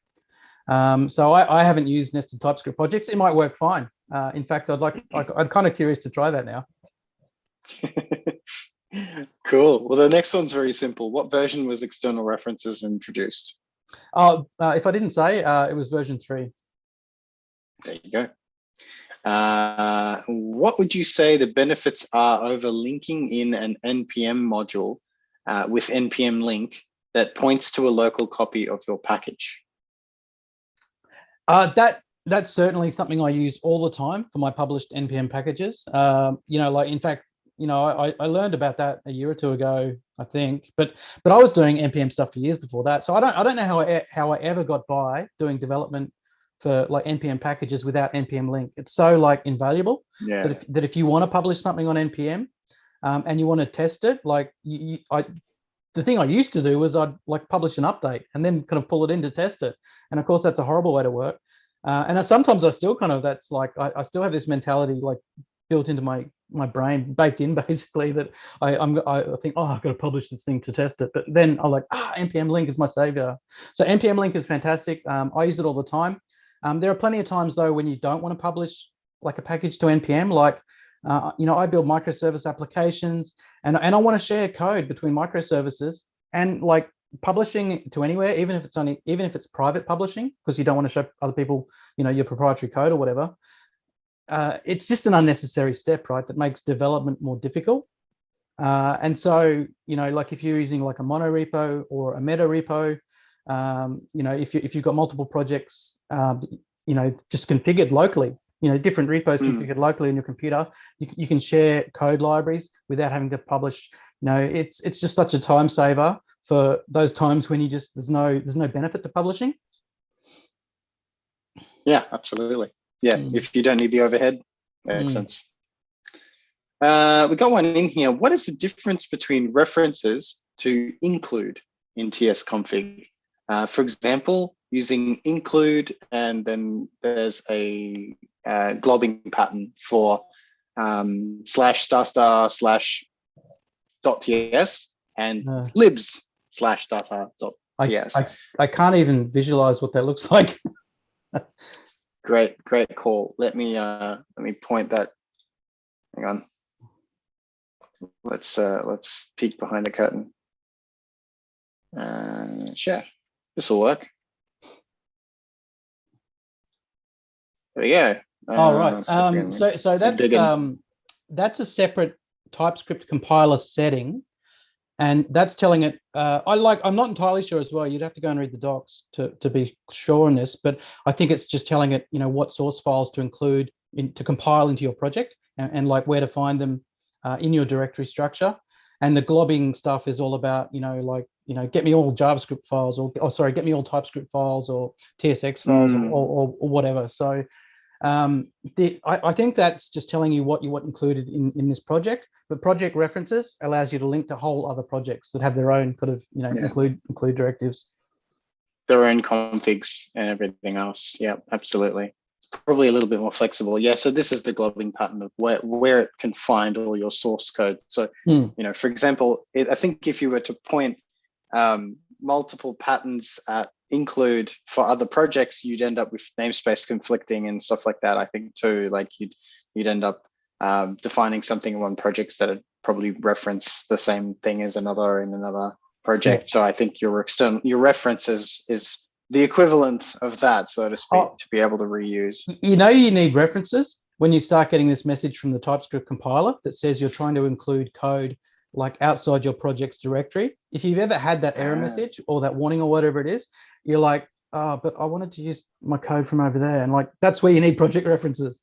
You know, that's the perfect example. So if you've had that experience where you had that error message, you know how to deal with it now, hopefully.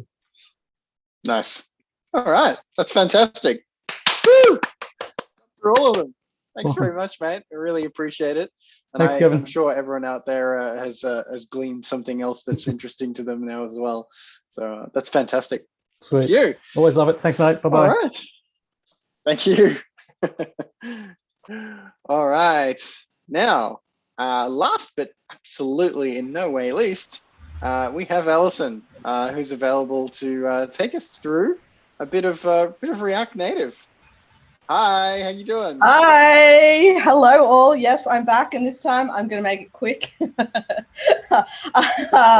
I did have some failures last time, so some of those things that Steve was saying in his first talk, definitely a thing. You just got to think on your feet. And also, I had a great linter talking in the background to me, so that was awesome.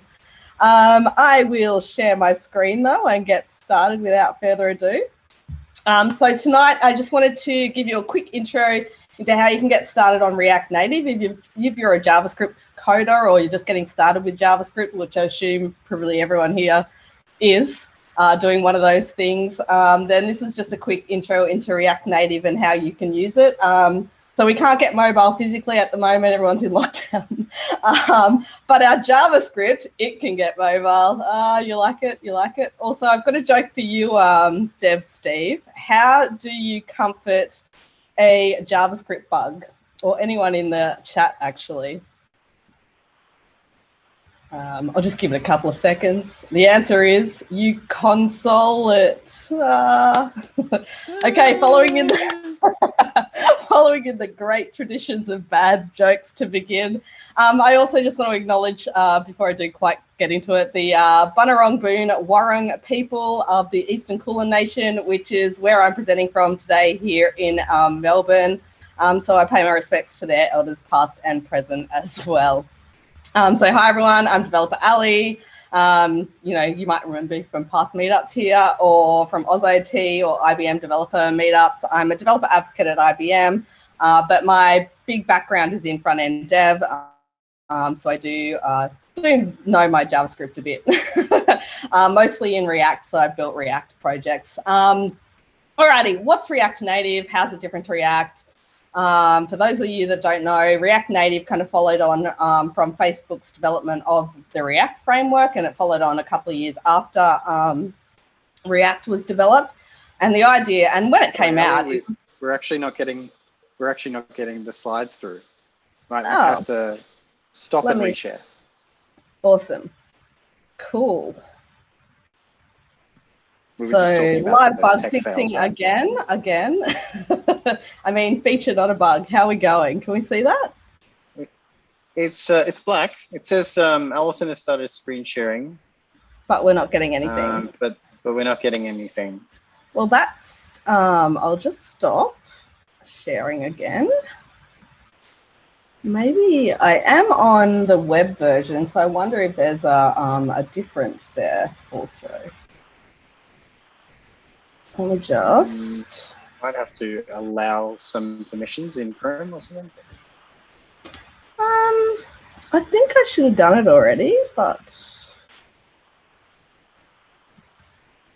I'll try again. Let me just check my permissions are all okay. Still getting a black screen there? We are indeed. Well, that's no good. You know what? I cannot do this without a share screen. So I will just have to check my permissions in Max. Sorry, guys. So I did actually jokingly say to Steve just before this chat, what could go wrong? And here we are. So exactly. Yeah, no, what can go wrong will go wrong. This is the law of presentation. So all good. No problem whatsoever. We're, yeah. Let me just check my permissions in my Mac are okay, actually. Yeah, no worries. Cool. Fervently searching right now. while we're waiting, I'm interested to know where everyone in the chat is from, actually. So I know there's probably a big contingent from Bris Vegas. I'm in Melbourne. I know Steve's in the middle of nowhere, probably. Who else have we got people from? Or where else from, I should say. Yeah, well, it'll probably take probably 10 seconds from them to hear you, but yeah, I know we usually have quite an international contingent as well. It seems a good overlap time zone to be able to pull people in. So I think last time we had some folks from out of London, and we've seen some folks from Amsterdam as well, and all over the place, honestly.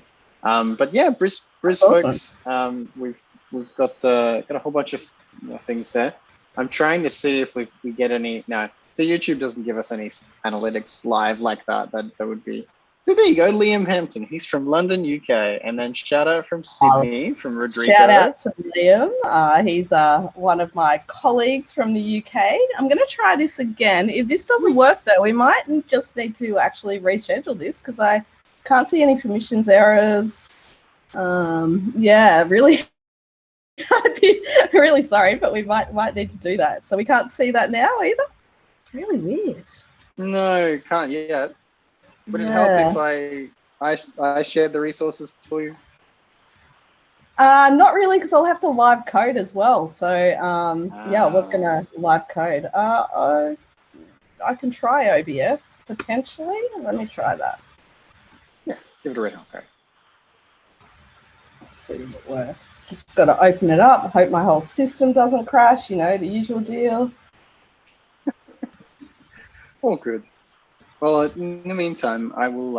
I'll get through my usual pitch to everyone, and that will save us time for the end of it, I guess. So let me go and throw up this particular page.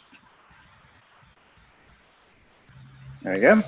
Yeah, absolutely. So, I mean, if you're not already on Slido, definitely get on there.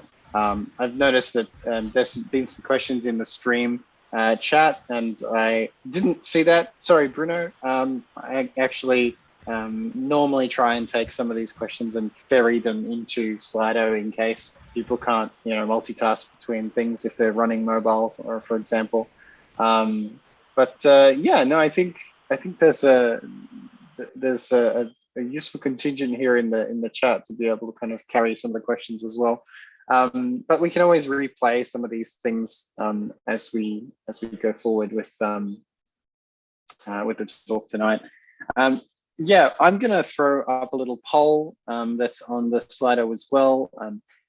This slide here says give us a star rating, but it's not about star ratings. This one's just a free text entry. If you've got any tips, you've got any opinions, or you like what you saw, or you've got some improvement suggestions or something like that about how we're doing presenting these things on live streams, I'm all ears. Please let me know what any feedback you have, and that'd be really good to be able to get to. If you'd like me to contact you, do let me know with an email address or some way to get in touch if you do want an answer. Otherwise, it doesn't give me the ability to do that. But yeah, do also make sure you get in touch on the Twitter or on any of those listed social platforms there, BrisJS.org as well. Oh, this one says BrisJS.com. That doesn't exist, by the way, folks. BrisJS.org. I need to update. I must have copied this slide from an older deck. My fellow presenters will know my panic as I started a bit late this today as well, because the slide deck I'm normally using got gobbled. It got completely trashed by PowerPoint. So I don't know what happened there either. So you can tell it happens to absolutely all of us. So yeah, definitely don't feel bad in any way if you have any kind of presentation hiccups, if you want to try and contribute a meetup. But yeah, I definitely like hearing from everyone. You've got my kevinv@brisjs.org address there as well. And yeah, you can always reach me on Twitter or just the BrisJS Twitter as well. That's always a good thing. Oh, there we go. Having lunch here in France. Wow, fantastic. That sounds good. great cheese. Great cheese, good wine. So that's something that we're a little envious of. But yeah, we get to enjoy lovely sunny life in Queensland here as well.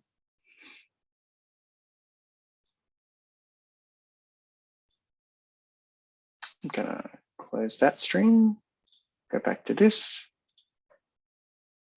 Any success, Ali?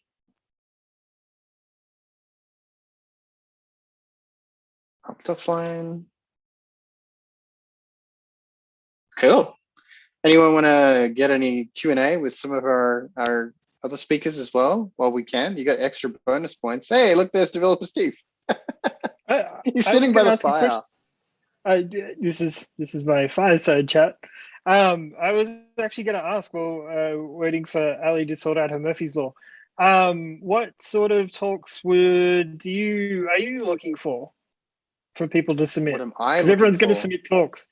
Hypnotoad said that everyone's going to be submitting talks. What am I looking for? Look, it's really not about me. that's what I know. Absolutely. No, look, and for a long time, a lot of people have said as well, like, oh, well, you need to submit talks as well. Actually, I'm here to provide a platform as well. Like I certainly could, but at the same time, it's Brisbane's voice. I'm here to facilitate, to try and make sure that everyone gets that time in, gets the spotlight. It's democratized for all, right? It doesn't matter who you are, where you come from, and what's going on. You absolutely can come here and tell everyone your experience. So that's kind of my stance on the whole thing. In terms of talks, I think we've got such a diverse group here that my go-to answer is we have we have beginners, we've got people who've been doing this for 100 years, we've got people who've come from other languages and are just interested to try and check out what this JavaScript thing is. We've got people new to the web, we've got people who've done nothing but web, and then are amazed that we can do things like JavaScript robotics, IoT, all those kinds of things, serverless. JavaScript's literally everywhere, and that's why it's the one true amazing language, as I think Josh Wolf would have has coined it before, the one true language. That's the kind of thing that we have going on. It's one of the most flexible things that we have in our arsenal, and it's not just for front end anymore. It's not just jQuery stuff from back in the day. When you said that, like, it's literally everywhere now, like, my first thought was, yeah, it was in the space capsule for SpaceX. Like, that is amazing, literally out of this world. Good. Yep. Just a question I was thinking too, and totally get and love the whole, it's about the community thing, but people can raise issues on the GitHub if they had requests for talks too, right? Yeah, that's it, absolutely. And so, folks who are like, I don't know what I would do a presentation about, but I like the idea that I could go and give a presentation. Well, if folks contribute some questions and some talk request items on there, we can go and have a look. The idea is that you can go and quickly research that topic or see whether or not you already have that knowledge. And then you can actually go and apply that. You can go and do a talk about that and help some folks out. You could be helping an entire community of new devs for that particular tool or library or topic. So if you go to BrisJS.org, and I will share this individual window.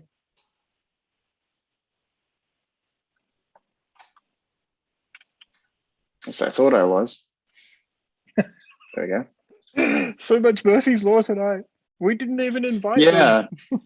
That's right. On the present link, there's this inspiration section here. So, I think I might have broken my own website. There you go, more Murphy's Law. We did actually have a whole bunch of people clear off some of the talks, actually. Talk volunteered. So you see behind the curtain, everyone. So we've got talk volunteer talk requests.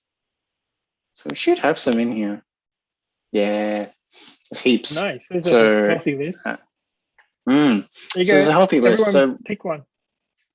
yeah, pretty much.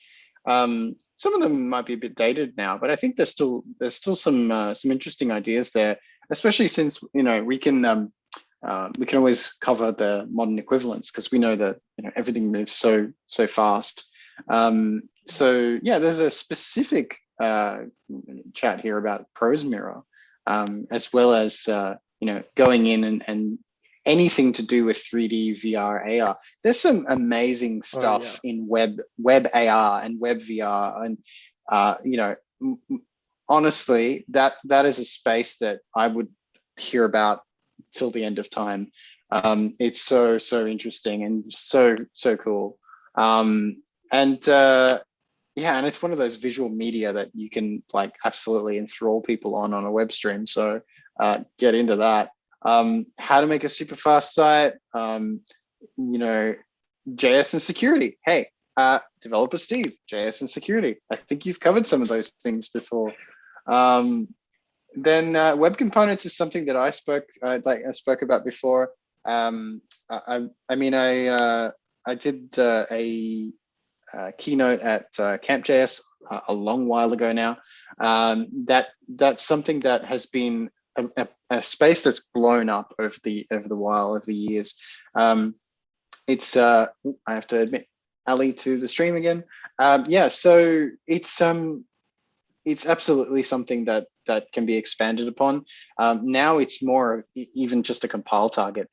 I was talking about using the spec definition directly and loading in your content directly, and now you can get like for example Svelte to compile target to web components, and then it will actually do your W3C web component hooks. It'll use Shadow DOM to load in a new element, custom element definition, define that element, hook in the JS and then the CSS and the rest of it as well. So loading external HTML into Shadow DOM for a new web component. It's a super interesting space. And then again, we got A-Frame, Web VR. A-Frame was a very cool project. PWAs, all of these things are super relevant. There's new security restrictions that have come in different browsers, and especially in the mobile space for PWAs. Different Android versions treat this completely differently. That'll be something that everyone can get into, especially. Hybrid app development, I think that is also overlapping here, where we've got React Native talks coming up tonight. Type safety is another one there. We talked about TS. Like this is from 2017. These are questions that don't get closed because people find them relevant till the end of time. Testing frameworks and bots. Bots are fantastic. Chatbots are really interesting. There's some I guess really hybrid approaches like AI ops now, kind of things where you've got suggestion engines that come up instead for like operations teams for chatbots. They can all be JS powered, and so you could be going about doing something, diagnosing a problem with colleagues, and all of that text analysis has been looked at in the system, and it can just suggest data and answers to kind of help solve your problems as you go through as an operations team. So there's super cutting edge stuff that you can get into there as well. So yeah, there's a hell of a large list here, and I think it's worth checking out.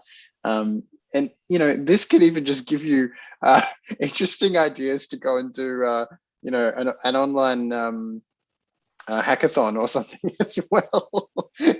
just claim credit, guys. Just make sure that you heard it first from BrisJS. Oh dear. Hey, we got you back, Ali. How you going? Hey, good. So is my screen sharing? Is the first question.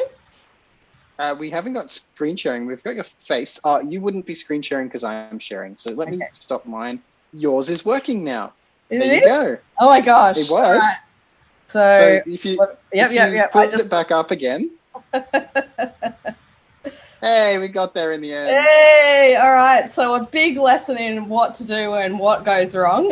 Thanks for jinxing us all, Steve. Just kidding, but also well done, guys, on keeping things going. And thanks for helping out there. Really appreciate it. And that's what this community is about. No worries. So Yep. Thank you, everyone. All right. I won't take up too much time, although not that anyone's really got anywhere to go. But so where was I? Welcome, everyone. I'm back. I'm Developer Ali. Intro to React Native. Let's go. React Native was created by Facebook in 2017, about 2 years after the release of React. And what at the time, it was pretty revolutionary because, no one really had a framework that was for cross-platform that could compile down to native code as well. So that was the one argument. There was a lot of JavaScript platforms out there, and I'm sure a few of you know a few of them. There was Xamarin and I think Post something or other. I don't know. Anyway, so React Native came out, and it was really like, yeah, why haven't we been doing this for ages? So let's try it out though, because it has come a long way since then as well. And here's the difference, between React and React Native. So React.js uses a virtual DOM. You can't really do that on a phone. So we use, native APIs to bridge and render components. Like I just said, it actually compiles down to native code. It even compiles on Windows phones these days and on web. So it's almost like you could build everything for mobile and run it everywhere, which is pretty cool. So one of the key differences with React Native, though, is it doesn't use HTML per se. So you have to use kind of the components that compile down to the native phone code, which are really pretty basic. A view, I wonder what that is. And text, you have to use that in your code if you want a string to show up anywhere. It also doesn't use CSS. It runs with React Native APIs. So just a brief intro there. So we're just gonna go through and start this project basically from scratch. I've got it up and running here. That's actually my OBS camera showing up there, but you can see I'm running this on a simulator. I'm running this in the web, and I'm also actually running this on my phone, which is pretty cool. So you can probably see yourselves in the camera there. Well, you can see YouTube in the camera. Well, or actually my screen notes, but hi. So we're gonna get up and started with this pretty simply. For those of you that have used React or even just JavaScript before, you'll find this pretty basic. I'm gonna start. So the first thing to do is install Expo. So Expo is really great. You can do a React Native project by itself. But what's great about Expo is that it just comes with these extra features. So Facebook is really good at creating features that they need in their own programs. But the community has really taken this concept and run with it and done way more with it. And when I first started learning React Native, actually, and fun fact, I actually learned React Native before I learnt React. So that was kind of funny. But I mean, you can, there's no reason you can't. So when I first started using this, you had to, and I was using Android Studio as well back in the days. So some of you probably remember Android Studio when it was still all buggy and hard to use. It's improved a lot these days. But that was the simulator I was using, or you had to plug your phone in and then you had to do these debugging things, and it was all a lot of effort. But Expo came out a few years, or maybe a year or two, I don't know the exact time, after React Native. And now all you need to do is install the Expo app on your phone, and you can run it on your phone. And you can also, and this only runs on the same network, but you can deploy this project to Expo and share it with anyone. So it's good for other people's testing uses as well. So I've installed already, and you can have a look at the docs. I've already installed the CLI globally, so it just is a node package, like we were talking about just before with the TypeScript talk. So I've installed the global CLI. Oops, sorry, that's not the one I wanted. And I'm just going to start a new project here, straight from scratch. So that's also in the, just create. Oops, don't want to open a new tab. So super easy to start this. I've done the CLI, so now I'm just going to expo init a new app. Let's call it Hello World, because that's what all good programmers do, right? So you'll see it's just populated, everything's ready to go. I'm actually going to stop the old project so that won't be running on my phone. And I can pretty much get started now. This is it. All I have to do is cd into Hello World and start it. So expo start. Did I cd into it? Maybe it wasn't ready actually.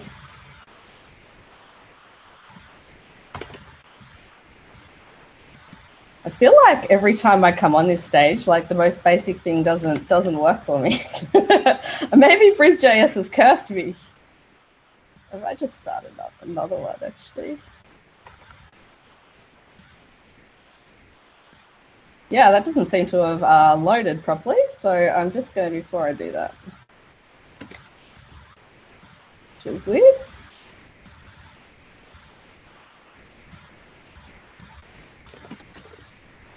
Oh, I was probably in the wrong directory again, was I?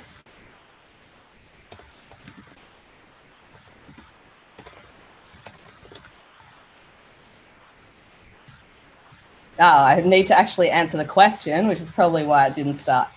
So you can see it also comes with TypeScript support, so relevant to the last talk as well. But I'm just going to start a bare and minimal essentials program project. Should pay attention to what NPM's asking me next time as well. We'll just let that all install. I am on and apologies for flipping through screens so much there. So I am on a Mac, so I'm just using my iOS simulator on my Mac. But like I said before, you just need to install the app, which is called Expo, onto your phone. And you can also do it that way, so you don't need to use a simulator at all. I'm just going to remove that, 'cause sometimes the old project gets stuck on there. And you can also run it in the web as well. So the advantage of that is you can do console logs and things like that in the web as well and see what's going on. You could also check that this works across different versions. So you could run this on your Android simulator and your iOS simulator and your web version, and you can make sure that every single one is exactly the same, which is a big advantage as well. All right, so I think this is taking quite a while, which might have something to do with the speed my computer's going at the moment. It really doesn't take this long usually. It does kind of look like it's all there.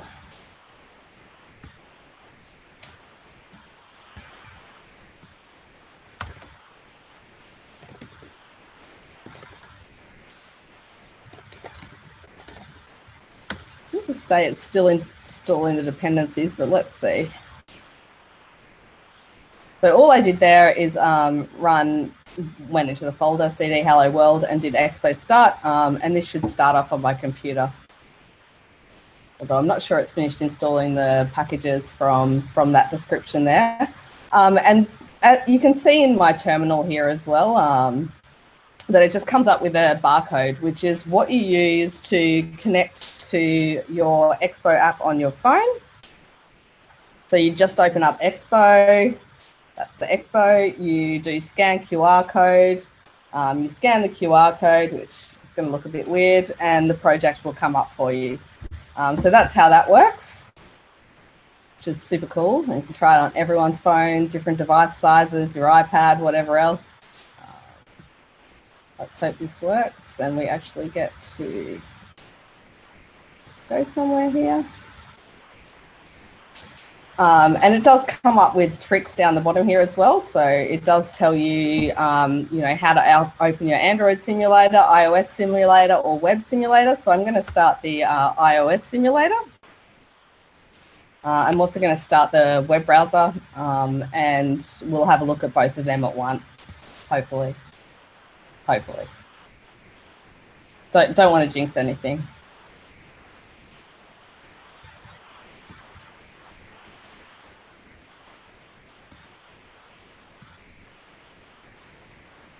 All right, Well, while we're waiting for that, let's just have a look at the code.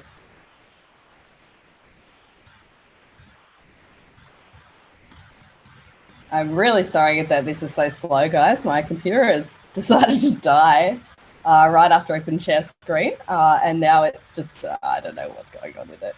It needs some life support, I think. So you can if you have a look in app.js, which is really the intro to the whole app, the same as it would be in React, but for those of you that don't know React, it's just a function that, you know, creates this whole document. All it's got in it as a baseline is this view, which is the top layer. So you can think of that like a div container. You have to have that. Some text saying open app.js. You may be familiar with that from React.js. And oh, here we go. It's really slow today. And this status bar, which we don't need, so I'm just going to remove that.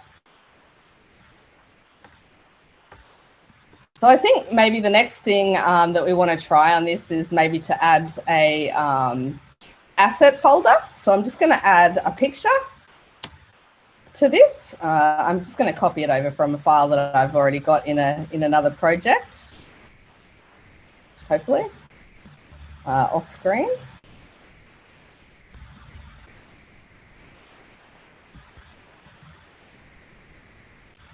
So there we go, guys. It's finally loaded up on my simulator and on my browser. So we get to see it now. Hurrah. All right, I'm just going to copy over this image here, and it's super simple. All you need to do is add the image. And you'll notice that all of these are just coming from the React Native library. There's also an Expo library, which we'll get to for the camera portion of this. But yeah, all of these are just coming from the React Native library. So same, and you can also, obviously, this imports React as well, because it's based on React. So you can use all your functionality from React, like use state, your hooks, things like that in your React Native apps too, which is super cool, and why I really like it. So me and Steve have this debate over React Native versus Flutter sometimes as well. And I'm like, well, whatever works best, but coming from a React background, I know it's way easier for me to start up with using you know, React Native, because it pretty much follows all the same logic that I'm used to in React, which is really cool. Alrighty, so I'm just going to import first. I need to import an image, so I'm just going to do that. And apologies that this is running so slow, guys. Hopefully you still get something out of it either way, and you see how easy it is to get up and started with this. So my assets folder, which I put at the top level. Oh, that's a bit, there we go. Assets. Awesome. So I've imported it. I've imported my image. You can see we're getting down here all the logs that something's wrong. For some reason.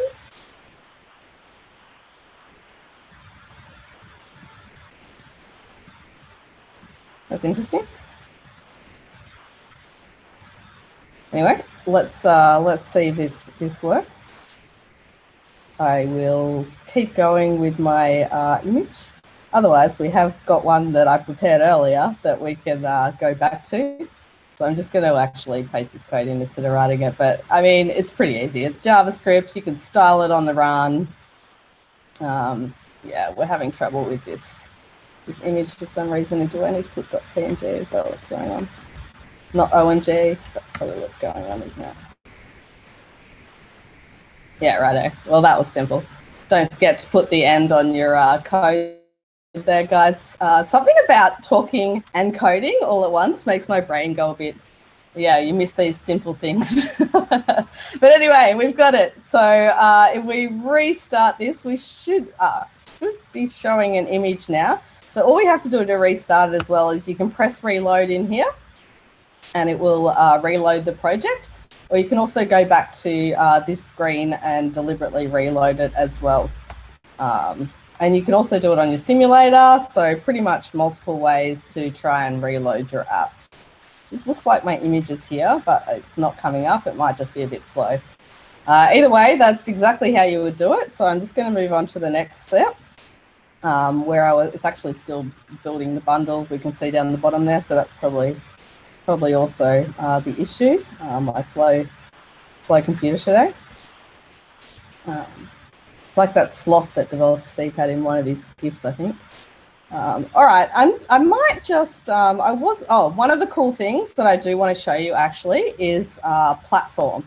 So React Native, obviously, you're going to be using this on different platforms, which means that you can import different libraries for different platforms, run different code, things based on what platform you're on. If you're on iOS, if you're on Android, if you're on web, if you're on, you can run on Windows as well. I don't have too many people with a Windows phone, but hey, it compiles to Windows. So that's another cool little feature.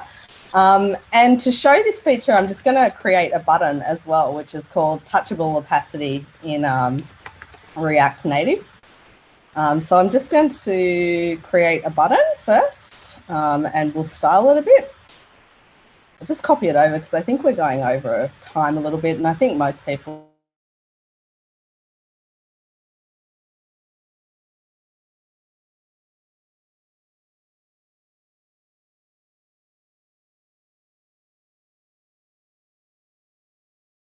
will know how to probably make a button. I might, yeah, it's not great. All right, cool. We got a button.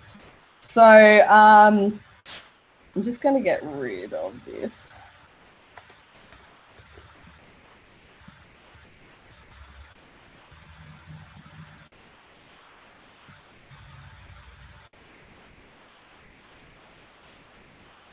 I don't know why it doesn't. Oh, we go.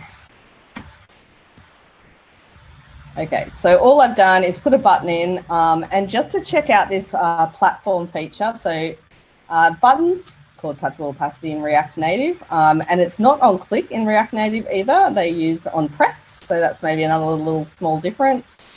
You can still use your alerts, so I've just done an alert in there, which won't work properly, so there we go. And to check out this platform feature, I've just changed the style depending on the platform. So this code all looks pretty familiar to you, right?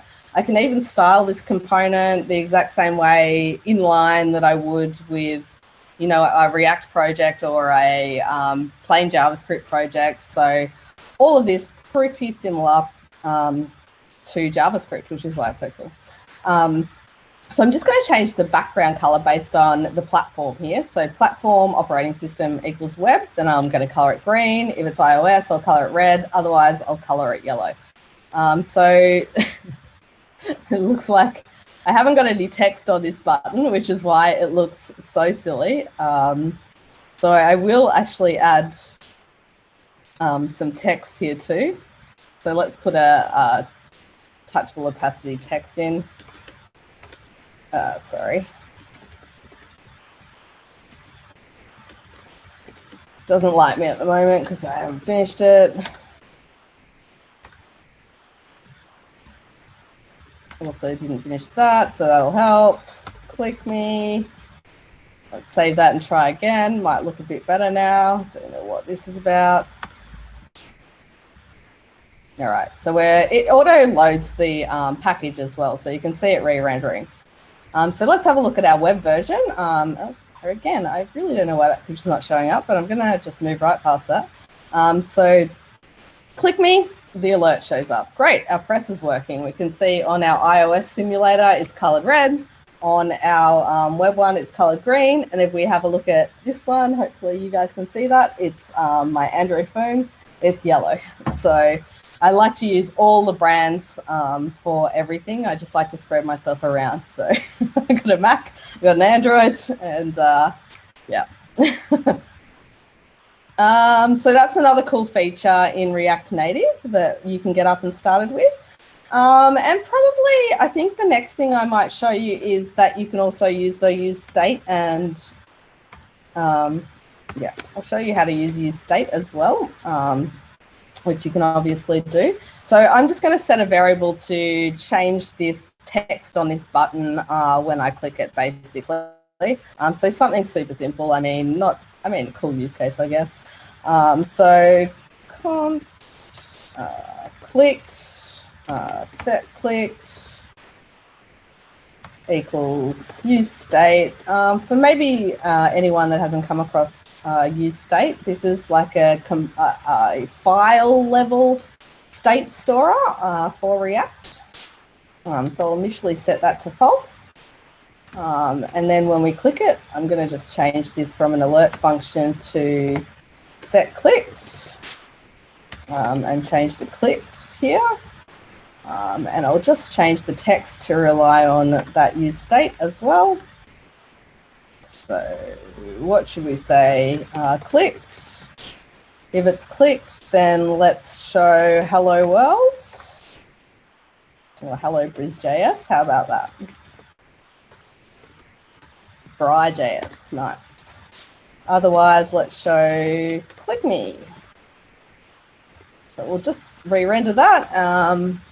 And it should work. So these both say click me at the moment because I initially set that to false. So if I click it though, and actually probably need to zoom in a bit, which is a tip that maybe Steve should have shared as well, but I noticed we got that in our TypeScript chat, so it was cool. So this now says hello BrisJS, which is awesome. And if I click this one, hello BrisJS, pretty simple. But I mean, how cool is it that I can basically become a mobile developer just by knowing JavaScript? Really, JavaScript is JavaScript and maybe Python, I don't know, is running the world these days. It's a kind of cool feature.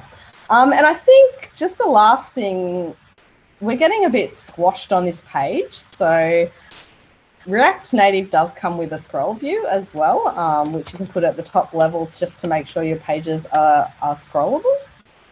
So I might just add that one in, and then I'll just quickly show you, I think I've probably got some time. I'll just quickly show you as well how to add the camera in. So add a scroll view. There's one I prepared earlier and copied over. So,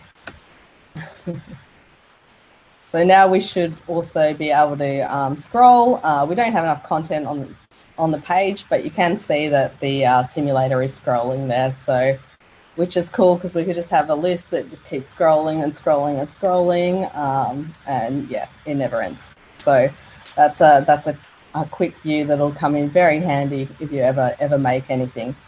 So the next thing I want to do is add camera, and you can have a look at the documentation, and honestly, Expo has got pretty good documentation. If you just go into the API reference, I'll just zoom in on that a bit. Like, it's got everything. Look at this SDK, accelerometer. I don't even add mob. I guess that's ads in your app.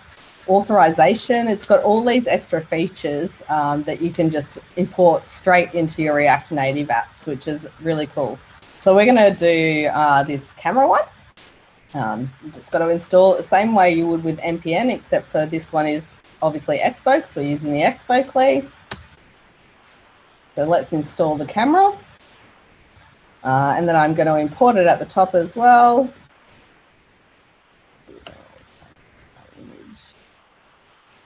And then we do, so this is the thing with these apps as well. Did we install that? What happened? Oh, I'm in the wrong folder. Do that a lot, don't I? Just install that camera so we get rid of those errors. And it actually uses NPM under the hood anyway, if you have a look at that. But yeah, anyway. So what we need for this is, what's interesting about mobile development is we need to ask permissions to use things like anything native on their camera. So we could ask permissions to use their location. You know, you get all those pop-ups asking you if this app's allowed to use things. And this is how we would do it in React Native as well. So I'm basically just copying this from the docs. So you can't see it too well, just have a look at the docs later. But basically just using state to check if we have the permission. So that's just a state variable.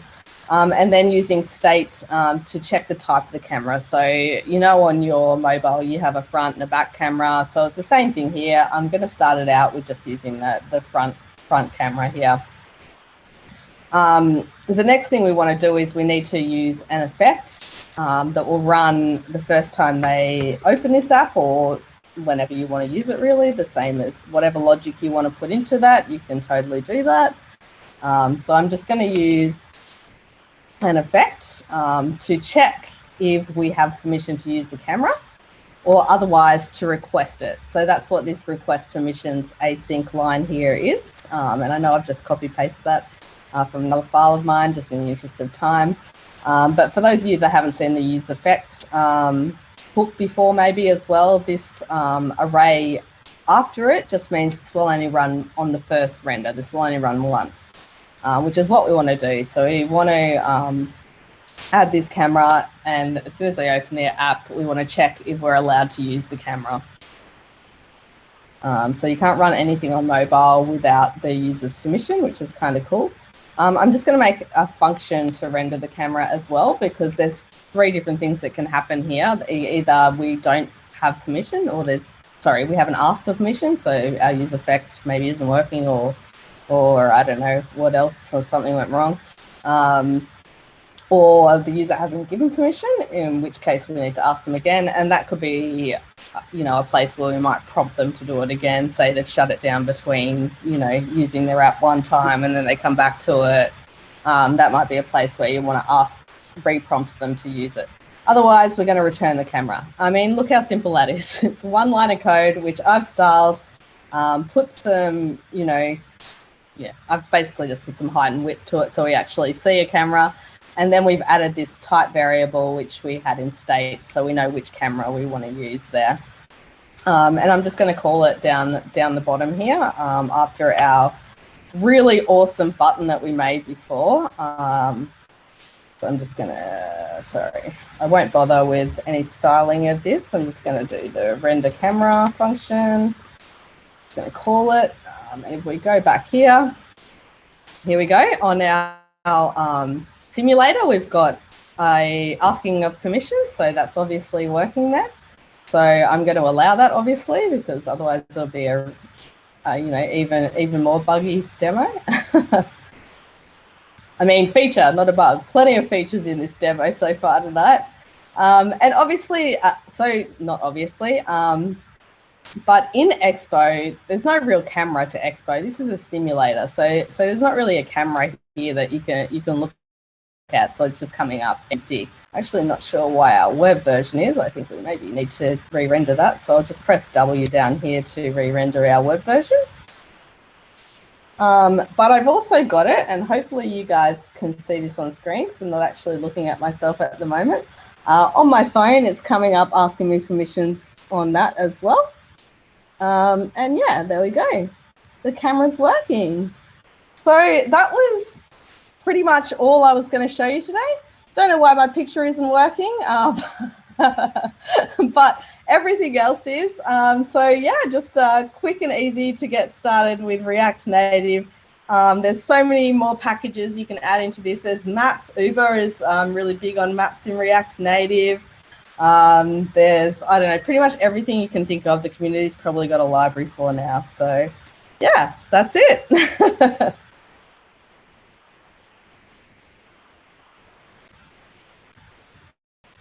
I can't hear you if you're talking, Kevin. Maybe there's some tech issues. I can. Yep, I had accidentally locked my display, so I couldn't actually go and uncheck myself. Otherwise, there we go, all fixed. I'm gonna have to tell some jokes. Yeah, that's right. The only question that I had in here was actually one that we talked about in the build up to your talk, which was, can we get any ARKit demos working in the I think it's, what did you mention the system was called? It's Expo. Yeah.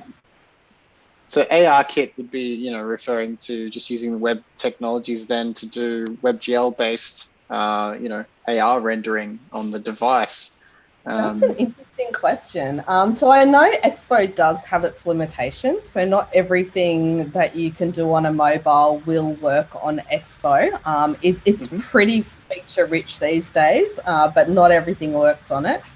For example, you saw my blockchain kind of WebGL talk. I was actually trying to get a wallet working on mobile the other day, and I couldn't do it in Expo. So there are limitations to it. I don't know specifically about WebGL. That'd be an interesting one to have a look at, though.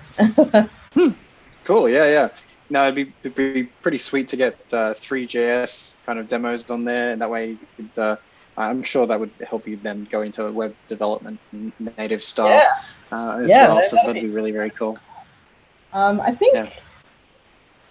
Yeah, you can fall back to just running the React Native scripts as well with Expo, just as an aside to that. So if Expo cannot run a certain package, and some of them we won't be able to, yeah, you can fall back to just running the React Native script. So if it runs on that, then you're all good. Cool. There's definitely something out there in the community then. Well, good. Well, thanks so much for that. That's fantastic. Customary giant round of applause. Thank you, everyone. All good. It's been a pleasure, and thank you everyone at home for checking us out this evening and spending your time with us and asking your questions. So it's been wonderful as always. And yeah, I mean, we're already into August. September is going to be coming up real fast, so do keep a watch out for our next announcements. Well, I'll leave you with the contact details slide, which you've seen earlier, which we covered there. I need to swap windows. Yeah, I absolutely always want to hear if you've got any questions or anything you'd really like to follow up on there. If you want to go and contribute a talk, absolutely. Our GitHub issues are always open. I usually tweet out a link if you're going to have a look in the Twitter posts on BrisJS at BrisJS. There'll be a talk that says something like new BrisJS talk. It's like a link shortened address. The idea is it's actually encoding a bit of a pro forma fill out of a template when it takes you to create a new issue on GitHub. That way you've got somewhere to start. So I'll share that link again as well. And that should be on the meetup page for our different events as well. So that way you can just click that and get a bunch of things just to go and fill out the description, your name, and when you keen, when you're available. And that'll be all we need to start the process. But yeah, thanks for your attendance, everyone. And I really look forward to seeing you all next month. I appreciate it. See you, everyone. Thanks, Kev. Thanks, BrisJS. Thank you.